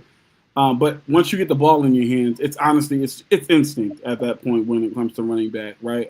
As opposed to, let's say, receiver, you have to run your route. Then once you get the ball in your hands, then it's based on instinct. As soon as the running back touches the ball in the backfield, I mean, if the hole is gone, do what you got to do. Just don't lose yards, right? So I agree with you there. It's just, again, my only concern was whether or not he was, officially on a roster. In order to be ready to play, particularly early on. So that was my biggest question and concern. So that's why I made that statement. But real quick, Juan, I hate you. Dustin, I hate you. Darius, I hate you. Yeah, just so you know. Y'all know how I like Leggett. I was hoping he fell a little bit longer. I think he's going to be a star. Sam already knows how I feel about him. I'm big on him. I'm spiraling right now, but I think I am going to go with Trey Benson here. I feel like he got starting running back potential. And Allen says that Jenkins is going to be a starter this year. At some point, he will probably. I saw that, and I wouldn't put it past him. Sometime this year. It's just that was just not officially being on a quote unquote roster. Just made me have questions. I like this Justin Fields pick, man. If he can give us shades of 2.5, 3 years ago in Chicago, where he was the number one fantasy quarterback. No, excuse me, the number one fantasy player. I mean, you're talking about the dude could give you 40 points like that. The dude was just a nightmare for defenses. So yeah, like I'm not even a fan of the Jets this year, but I just think like the upside's totally there in terms of what he can be, even on their worst games. Like he's gonna be asked to throw the football. I think Garrett Wilson's gonna take 2 targets to get like 5 targets to get. No, dude, this guy's been through the ringer. They have players there, man. Yeah. Like, there's expectations this year. There's not like. As a Giants fan, I listen to all this New York radio and whatnot. But there's like a little bit of leeway in terms of what we're expected this year. But on the Jets side of things, that's not the same case. They have players that have been there for years. They got a veteran. Oh, somebody took Colston. How did I miss that? They invested money in him. Man, that was like 3 rounds ago, bro. Also, like when you tell Aaron Rodgers to bug off, you're gonna have to be successful. I'm just saying. You watch Pittsburgh win 11 games this year, and you go from 4-12. I'm sorry, Aaron Glenn, but you are putting yourself in a really, really tough spot to go talk to Woody Johnson. And that's not like a team that like is patient with coaches, patient with whatever. So I'll let you guys talk about the last couple of picks, but no, I agree, man. I agree. But like I said, the upside could be phenomenal, man. Is that Blue? Okay, I like Blue. I like Blue there in the late round. That is a very solid pick. And again, Jordan Love this late. I mean, how do you can't? That's not. I'm pissed. Why are you pissed? I was literally waiting to get my second tight end. This 7th round really messed me up, right? And it's been a minute since the 7th round. The 7th round really messed me up. I got who I wanted, but I was hoping a couple of guys fell. And I was like, no way anybody's going to get Colston Loveland, right? I mean, I'm a Michigan guy, so most people don't really watch it like that, right? Sam Laporta and Brock Purdy have shifted the way we view rookie tight ends. That's just where we are now. Sam Laporta's rookie year, followed by Brock Bowers' rookie year. I'm not surprised that I'm more surprised that they went later. Than what they went, Tyler Warren and Loveland. So I'm a firm believer. Like, hey man, these rookie tight ends are coming in, and they've been. It's like they've been to tight end university. It's like they come in. And it's like they get the game. I mean, Brock Bowers. I couldn't believe what I was seeing last year. I mean, I'm like, he's literally their offense, and he was carrying. The numbers he was putting, I'm like, this dude is legit, man. So, yeah, not surprised. Not at all. Not surprised. I like the Tank Bigsby pick as well, man. Like I said, with the questions surrounding Etienne, it's like, is he going to stay healthy? Is he going to be productive, man? If Tank Bigsby comes in and he's like that dude, he's that dude. I like it. Yeah. I'm mad right now. I'm not. You know what it was? They seen my shirt and they knew. They just knew. I'm just gonna say that was the issue. Hey, getting Zach Ertz right here is a solid pick. That's a really solid pick. Really solid pick. I mean, he obviously was a friend to Jaden Daniels, and obviously he made plays that when they needed to be made. So to pick him up at this point of the draft, amazing. JJ McCarthy here could potentially be the steal of the draft. He easily could be the steal of the draft. I mean, with Justin Jefferson and Jordan Addison, obviously Jordan dealing with his whole situation. There's questions, but I mean that offense revived Sam Darnold's career. You mean to tell me that J.J. McCarthy can't be at least Sam Darnold? I mean, yeah. And I'll say this: when I had Jordan Love on the board, it was between Jordan Love and J.J. McCaffrey, and the only reason I got Jordan Love because he's more, like I said earlier, more proven track record right now, and also he just got another weapon on that offense. Yeah. And honestly, if you really think about it too, them getting what's the pass rusher name from the Cowboys? Micah. Michael. Them getting Micah is gonna actually help the offense. Ooh, Lewis, you just pissed me off. You just pissed me off, That would have been Lou. a great parent for you. That would have been Oh great my parent God, I was definitely picking Joe. I was picking, he was in my queue. I'm like, it's Joe Mixon for when he gets, oh, Lewis, we might have to rumble. Golly, you just, oh, you. you. Jeez. Oh God. All right. Well, in that breath. Oh God. Jeez. Well, I mean, again, with Rashi being out, somebody's got to catch the ball. And it's still Patrick Mahomes. So go ahead and give me Hollywood here. I think just get the job done is my whole thing. I think everybody else is probably feeling the same way. Just catch the ball, man. You know, when it's thrown to you, catch it and just do your thing, and we'll go from there. From here, man, oh my God, you just Lou, dang it, man. That's the beauty of it, man. Yeah, that hurt, dude. Oh man, I don't know. I don't even know what to do right now. Jeez. Yeah. Oh man. Excuse me. I'm updating my board right now. So. Jeez Louise.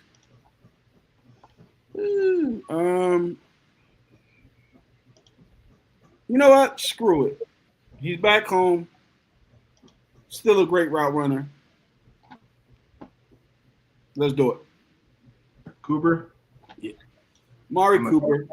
Let's see what he does. This is just a screw it pick because I don't know what to do after him taking Joe Mixon from me. Jared Goff went really fast. God, I can't believe you, Lou. Yeah. Dang. That was a great pick. That was a good pick. I mean, this late in the rounds, he's obviously the injury. And the crazy part is, I was like, let me get Joe first and then come back and get Chubb. But I was like, nobody's thinking about Joe Mixon. Yeah. Now, the issue with him is that I've been hearing rumors that there's a possibility he might be out the entire season. Right. And that's why I went with Chubb first because I'm like, at least I know he's going to play at least the week 1, right? Like, there's a possibility Joe sits out the entire season. So that's the reason I chose to go that route first. But I still wanted to pick up Joe Mixon just in case. Yeah. I feel you on that. Just in case. Oof, man. So we get into the end of this. So I'm actually going to Tyler. I like Tyler Algier here. Chris! Like it. I like it. That's literally my next pick. That's literally going to be my next pick. I like Tyler Algier. I feel like people are sleeping on him. I like Najee Harris, too. Here. Najee Harris, that leads good. Elijah Arrero, I got to see him at the Senior Bowl. He's a beast. Okay, Michael Penix. A beast. And I'm curious how much Seattle is actually going to use him. But if you really think about how much Seattle uses their tight ends, they use their tight ends a lot. They do rotate them a lot. They do use tight ends a lot. Yes. So we'll see how that goes, man. He's a beast. Yeah. He's basically a wide receiver in the tight end's body. And he was super athletic, fast, catching everything, angle catches, and toward his body to catch, bro. Like he's a beast, man. So, hey, man, we gotta talk about this Brian Robinson Jr. pick. This is a phenomenal pick. This is a phenomenal pick late in the draft because if Christian McCaffrey trends the way that he's been trending the last couple of years and gets hurt, I mean, we've seen Shanahan just knows how to get running backs ready. He just knows how to get them ready. I mean, he Christian McCaffrey go out and had a rookie step in and just ball out. You know what I'm saying? So I love this pick here this late. I like it. Come on, Pat Freiermuth. I do like Green Bay's defense too. So I think because of the pressure that Michael's going to present, they might be able to take the ball away a lot. I only have concerns with you got Micah, but let go of Jair. That's my concern. The secondary. Small. Oh, Chris. I mean, I'm sorry, not Chris. Sam Higgins. Oh, you hurt me too with that one. Yeah, that's good. That's a good pick. Damn, Sam. Damn. That's a really good pick. I was gonna get him as an insurance policy for Nico. You know, he has his injury history as well, so I was gonna grab him just in case. And he was literally about to be my turnaround pick. I like Davis. Let's say James Cook doesn't have the year that he had last year. They're going to turn to somebody who knows how to. Yeah, I like it. Big back, big body. Ray Davis is like one of my favorite players I've ever interviewed, honestly. Me and Jerome talked to him at the Senior Bowl, I think 3 years ago. That's a big body dude, man. Yeah, dude, when he came out, I mean, this is a Philly kid too, a little bit from Temple, went to Kentucky. Like, guy's been through the ringer, and like we said, there's a little weird tension between Cook and the Bills this offseason at least. Yeah. So, yeah, you know what I mean? Like, if he gets banged up, it doesn't affect that team. They use Davis anyway. They use Johnson last year. You know what I mean? Like, they use a committee either way. So. And to add to that, I mean, a lot of times we see running backs get that contract and say, I can afford getting hurt now. Like, I've got this guaranteed.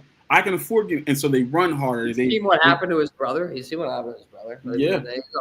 They know. So absolutely, it could be a situation where he, ends up, God forbid, of course, but ends up, missing a couple of games due to, and it could even just not even be injury. It could just be wear and tear. Yeah, exactly. I mean, you're playing in 25-degree temperatures for 15 games a year, and you're getting the ball 20 plus times. I mean, you're bound to get in. You're not going to play 16 games. Not just trying to be that guy. That's how it is. I agree. Yeah. I mean, okay, Mr. Burden III. Why Mr. Burden?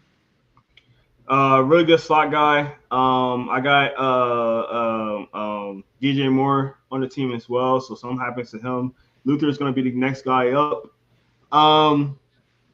Yeah, he's a really good slot guy.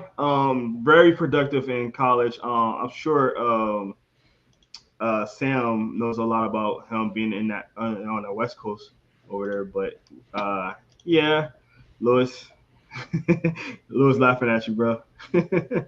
Yeah, salute, man. We got to rumble, Doc. I thought I had it too. I'm like, yeah, Nick Chubb, Joe Mixon. Nobody's thinking about these guys. Oh.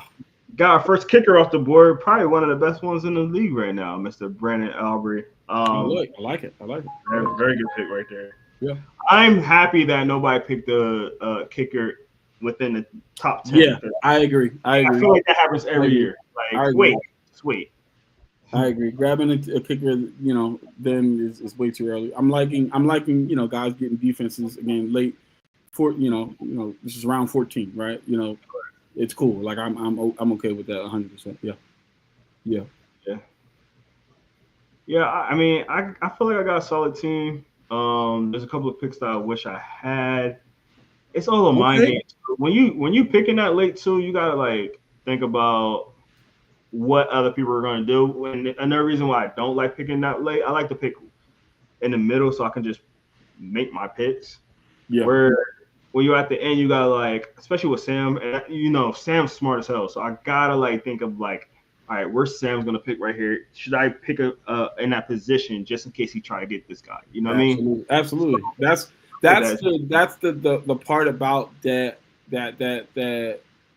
end of the draft.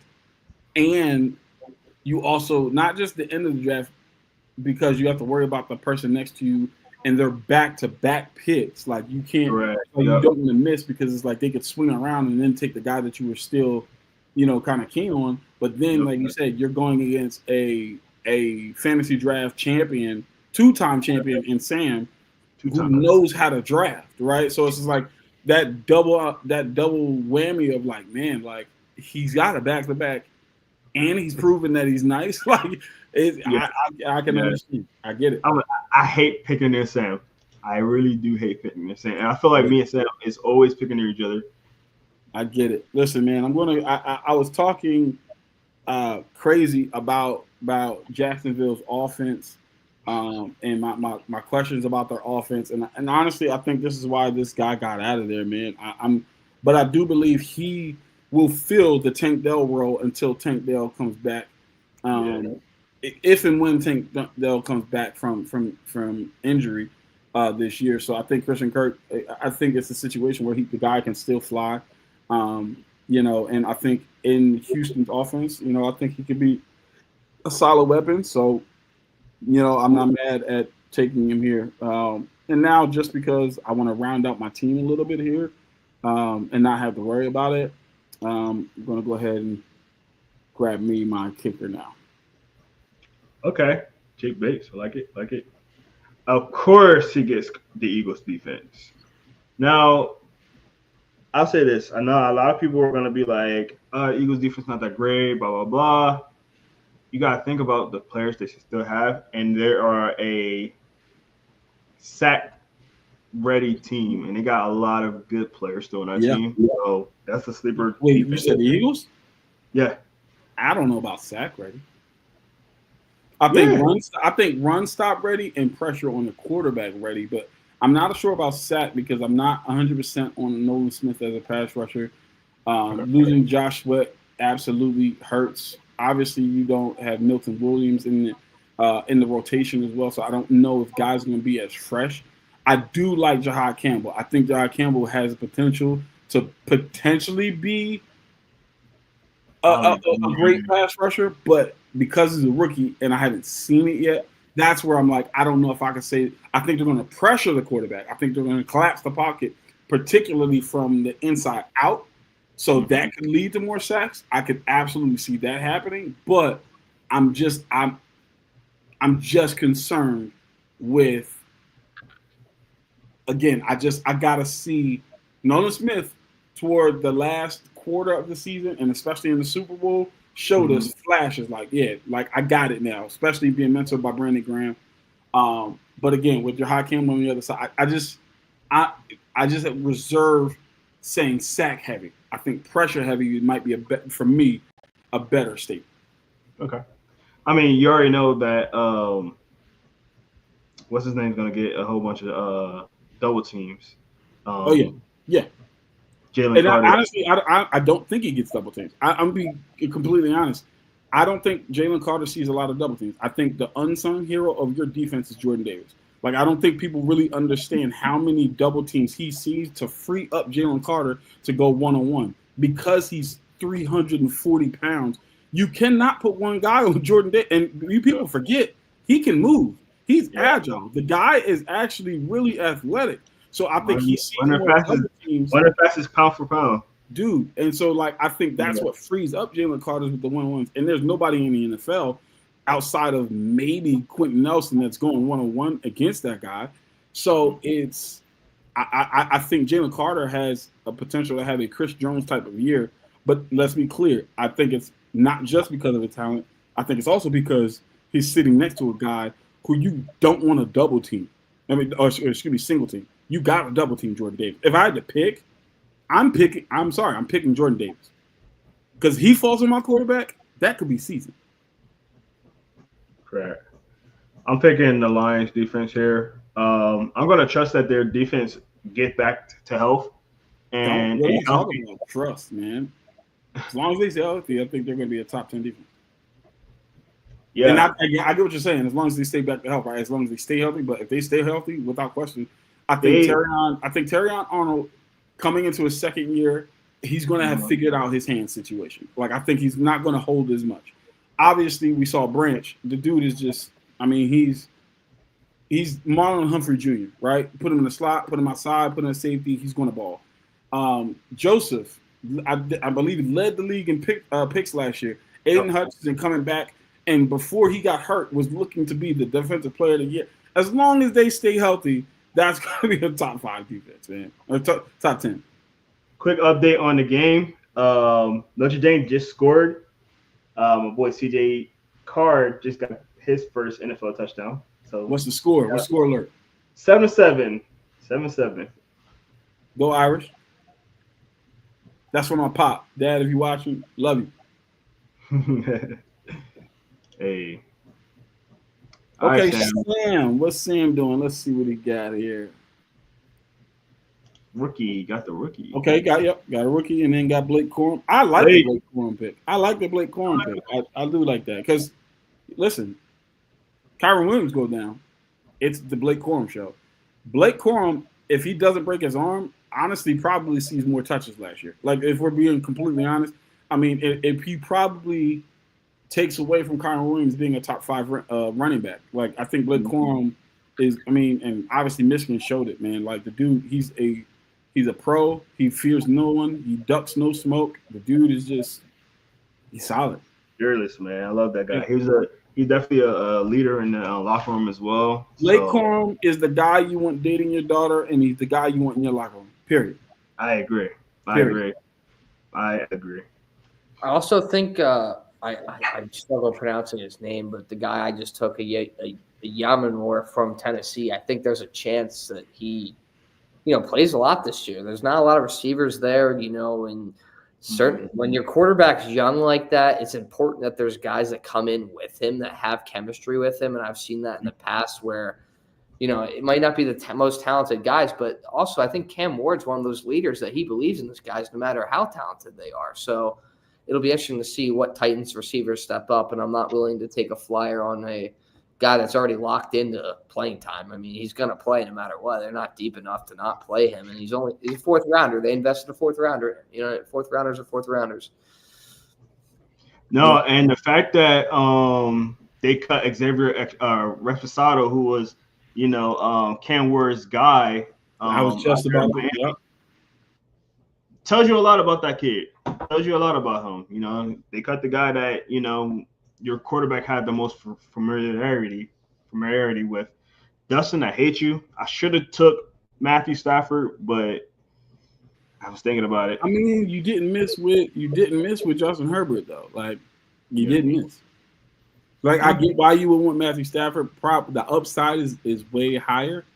Yeah. From the standpoint of, again, the weapons, right? With Puka Nacua and Devontae Adams, even Tyler Higbee. So the upside is there, and even Kyron Williams on the backfield, he can catch the football. So I get why, but again, Justin Herbert is a serviceable quarterback. And to be honest, did you say Devontae Adams? Did you add him in there? I did say I said Devontae Adams. I think I did. Okay. But the point I'm making is they're going to run the football and play action. Justin Herbert is a really good play action quarterback, and that's just the reality of it. And he's got a security blanket back in Keenan Allen that I don't think people really understand what that means. Like, Ladd McConkey and Keenan Allen, you got to deal with those route runners. I listen, as a defensive back, I ain't trying to, because you don't get a break. Yeah, you don't. You get a break from speed, sure. Neither one of the guys are burners, but you don't get a break from consistency of, I'm going to route you up. I'm going to get open every single play. And what are you going to do about it? Absolutely. Like, as long as my quarterback's accurate and on time, I'm going to be open, and there's nothing you can do. Those two guys, I mean, that's scary. And then you add in Quentin Johnston, the speedster, if he can hold the football. The amount of underneath routes that opens up, come on, man. I don't think you miss with Justin Herbert. I don't think you miss at all. Oh, who the heck is PS? Who is PS? That would be Pat, the new guy. Freaking Pat. What, so now I gotta fight two people. Now I gotta fight Lou and Pat. Come on, man. You weren't thinking about Jonnu Smith. Golly, man. That's gonna be a good option for Easy. Yeah, that's a great option for what the Heezy? I'm not a fan of the Will Shipley pick, but whatever. Dang it, I wanted Jonnu, but whatever. We'll go ahead and go with my second to Jonnu. That's a really good one. That's really good. I forgot Schultz was still there, to be honest. Yeah, man. Let me go here. And this one I'm gonna go with. Ooh, or should I? Dang. Ooh, jeez.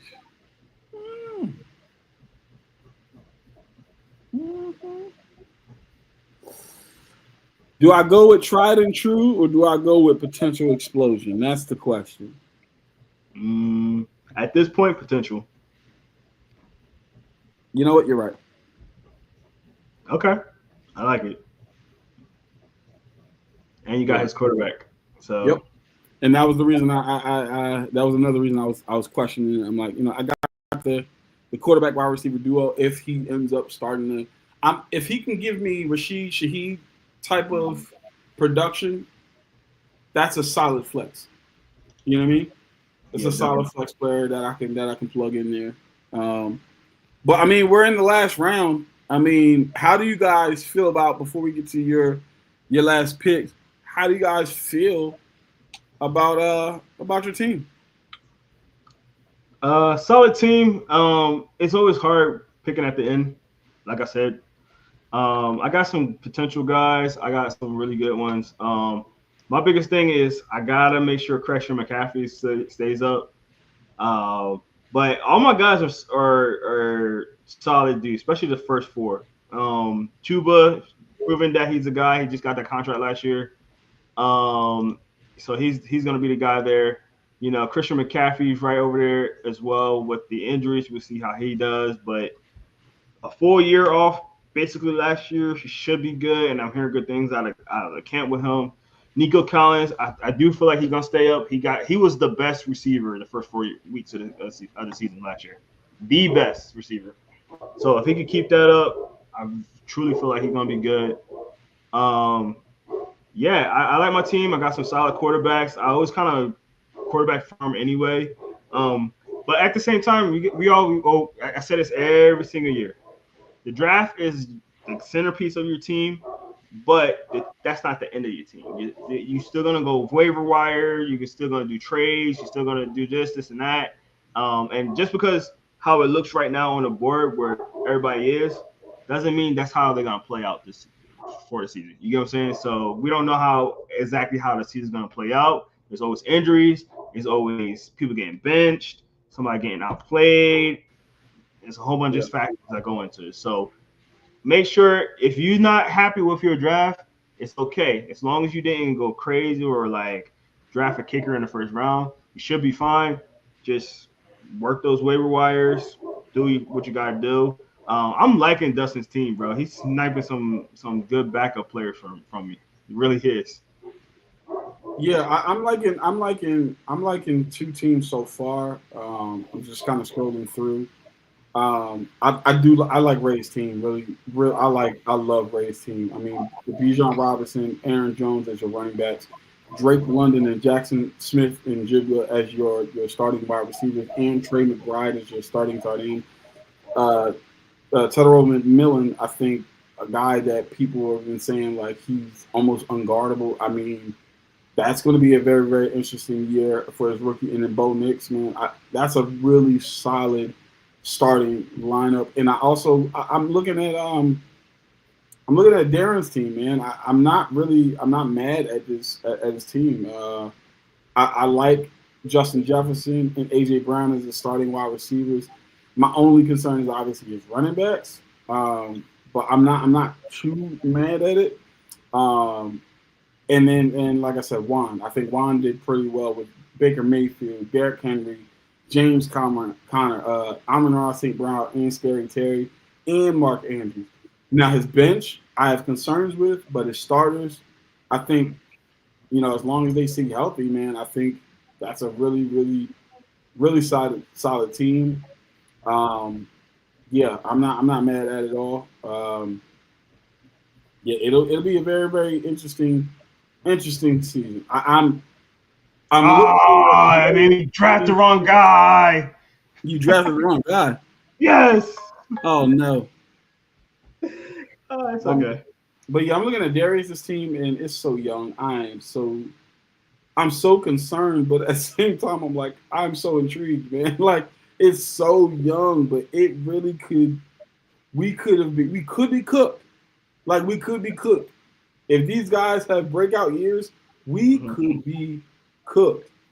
Juan asked, how did we draft his grade? Jerome, you want to go first, or Sam? Yeah, I could take this one if you guys want. Yeah, I want to take a look at Juan's team to see what's going on here. But yeah, I like Jerome's team a lot too. I was just taking a look at that. But yeah, Juan, I like what he did specifically. I mean, he took McLaurin in the third, so he knows he'll be back now. Connor in the fourth. I like RJ Harvey in the seventh. I think that's a good value pick in terms of that. Team's pretty balanced, in my opinion. He was able to get Penix pretty late too, Avery. So yeah, nice pick there. Yeah, no, it seems like you're pretty balanced. At least what you need, got what you need, Juan. I like the Jake Ferguson pick too in the ninth round. I think there's a lot of value there in case Andrews doesn't work out. Again, he's kind of playing with Likely as well, so I think there's some upside with Ferguson maybe at the tight end position. But yeah, overall, I like your team. Yeah, I'm not mad. If I was to give it a grade, How do you guys think I did overall? Say it again. How do you think I did overall? Sorry. I got you. Let me touch on Juan. I think I would give Juan, if I had to give a grade to it, I think I would give Juan with where he picked and how round his team is. I would give him this is a solid B plus. Solid B plus to A minus team, Juan. Yeah, I'd give it a B plus as well. I'm right there. Yeah, I think for where he drafted to be able to get Derrick Henry, to be able to get Amon-Ra St. Brown and Scary Terry, who just got a contract, to get Mark Andrews, who again a lot of people are low on, but I mean he had a really good last year. Obviously, it started slow, but he ended up picking up toward the end of the last season. And Baker Mayfield, like I said, if he can just replicate what he's done the last two seasons, I mean that's a B plus team for sure. And to Sam, to your team, let's see here. With the last pick of the draft, getting back to backs. I just took my defense. Man, outside of your defense, I'm going to say A minus, bro. Like aside from your defense, because obviously I'm not a huge guy on the Colts defense. I think A minus. You got Joe Burrow, who, like I said, I think he's going to lead the league in passing yards and touchdowns this year. It's my personal opinion. I think he's going to win the MVP. You heard it here first. I think Joe Burrow wins the NFL MVP this year. Jonathan Taylor, I think again it's going to be slept on. I think he minimum if healthy gets 1,400 yards. I think James Cook, again, getting that contract, he might run even harder than he did last year. Led the league in rushing touchdowns last year. That's a solid pick. Puka Nacua, in my opinion, is probably outside of Jamar Chase the most complete receiver in the NFL. There's nothing he can't do, right? Woo! So I'm not mad at that. Catch is crazy. Hey, you ahead of me. Did you see that catch by Miami? I did, yeah. I didn't ruin it for you. I did not.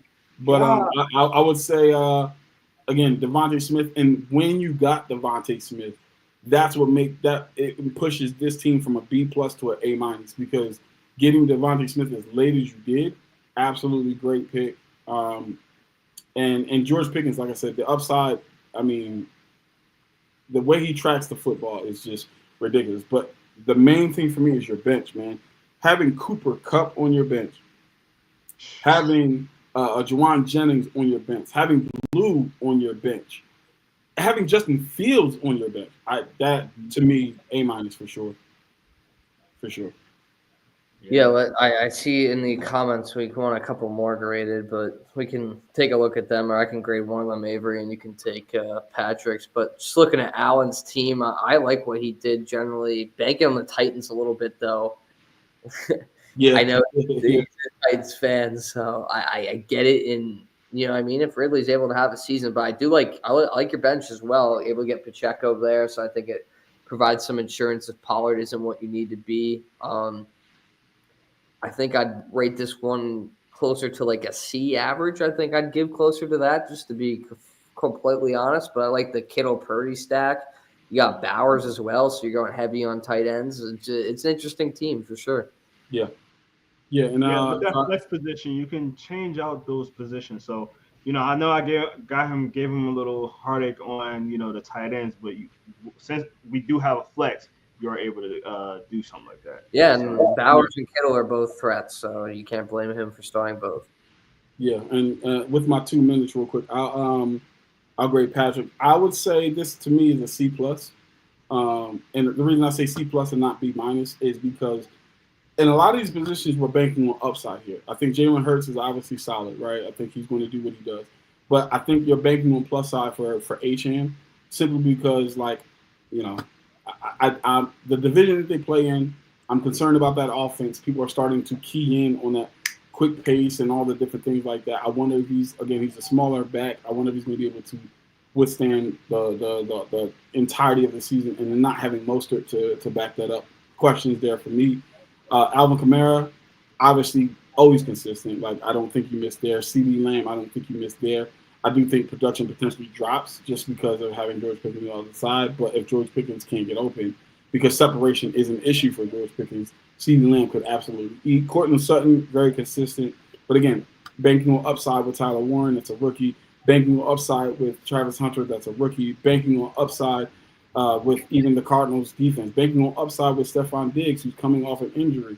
Banking on upside with Keenan Allen, who's a little bit long in the tooth. Banking on upside with Rashid Shaheed, who's coming off an injury. So for me, all of these things you're banking on upside. If the upside pans out, obviously this turns into a B-plus team. But because they're banking on upside, I think that's the reason I would give this a C plus personally. Yeah, I agree. I agree with that. But if he hits on most of his players, he's gonna have a really good team, like really, really good team. Yep. So he's really taking a either or with this. So, Avery, you got 8 seconds to pick Mr. Irrelevant. I see it. Mr. Irrelevant will go to none other than Justice Hill. Hey, there you go. As you guys see, my team is on the board right now. When they put it up here like this, I'm kind of like, okay, I like my team a little better now. But yeah, man. So that was the draft for us, guys. I hope y'all enjoyed.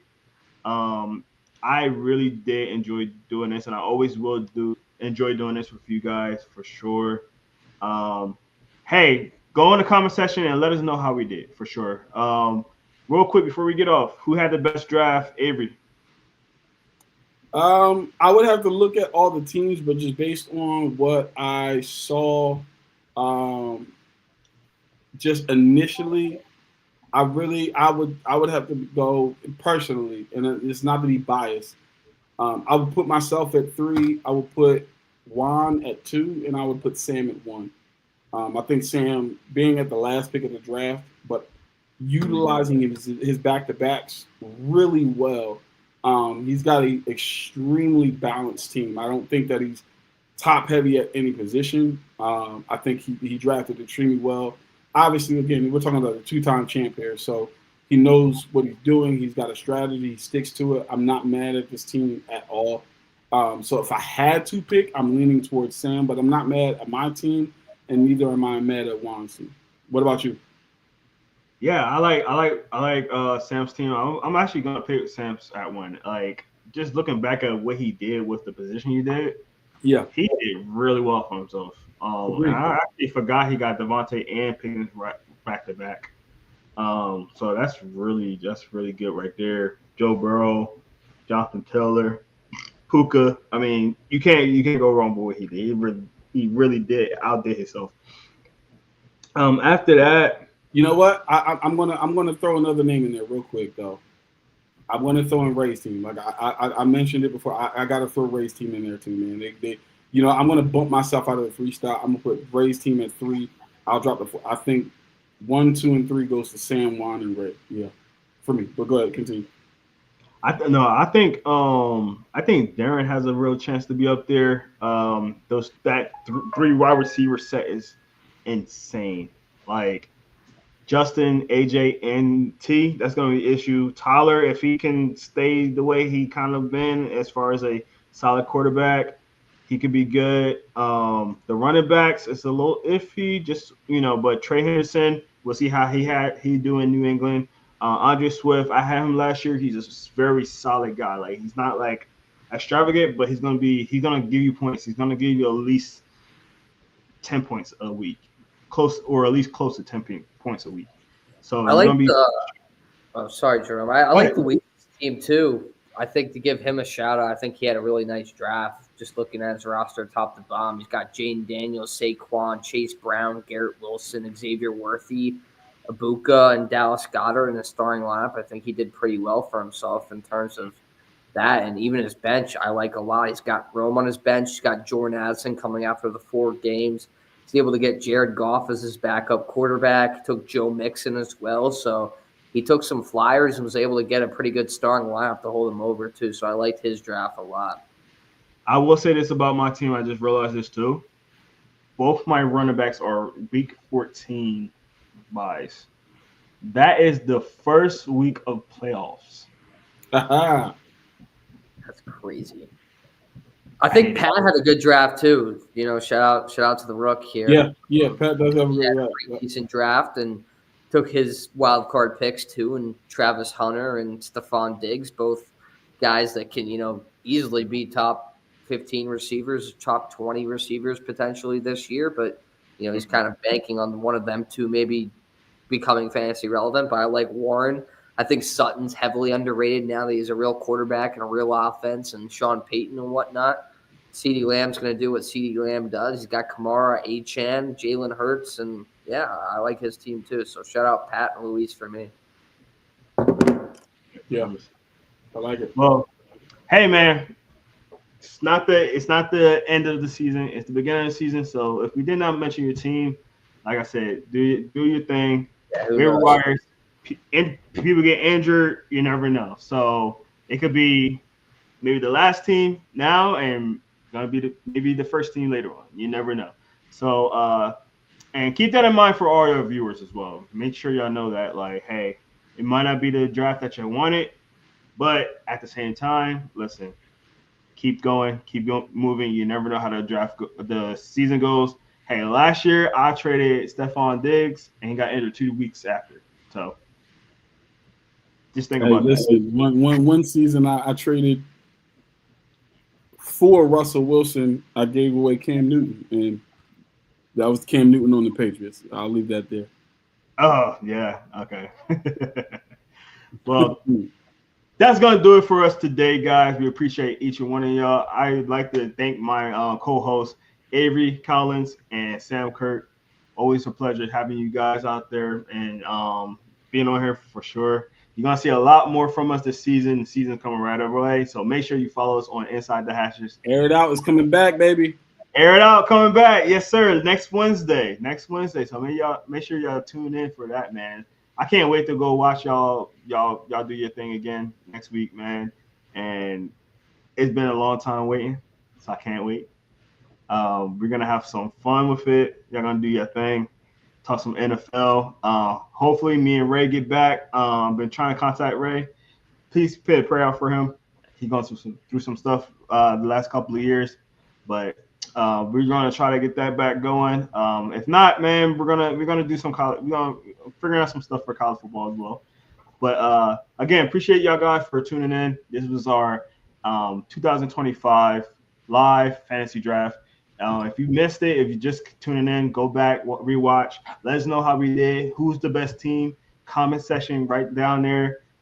Inside the Hashes on YouTube. Make sure you go on our Instagram, Facebook, Twitter. We are interviewing players out the wazoo right now. A couple of players that are playing right now, like I said, CJ Carter, one of them, that's playing right now for Notre Dame. We interviewed. So make sure you go check that out. We interview a lot of players, talk to a lot of them, highlights, videos, all that. Discuss football. If you're a football fanatic, you got to go to Inside the Hashes. You can scan that QR code as well, so you can find all the socials as well. So that's going to do it for us, man. This is Jerome Jones, Avery Collins, and Sam Kirk. Thank you guys so much, and we see you on the next one. Peace.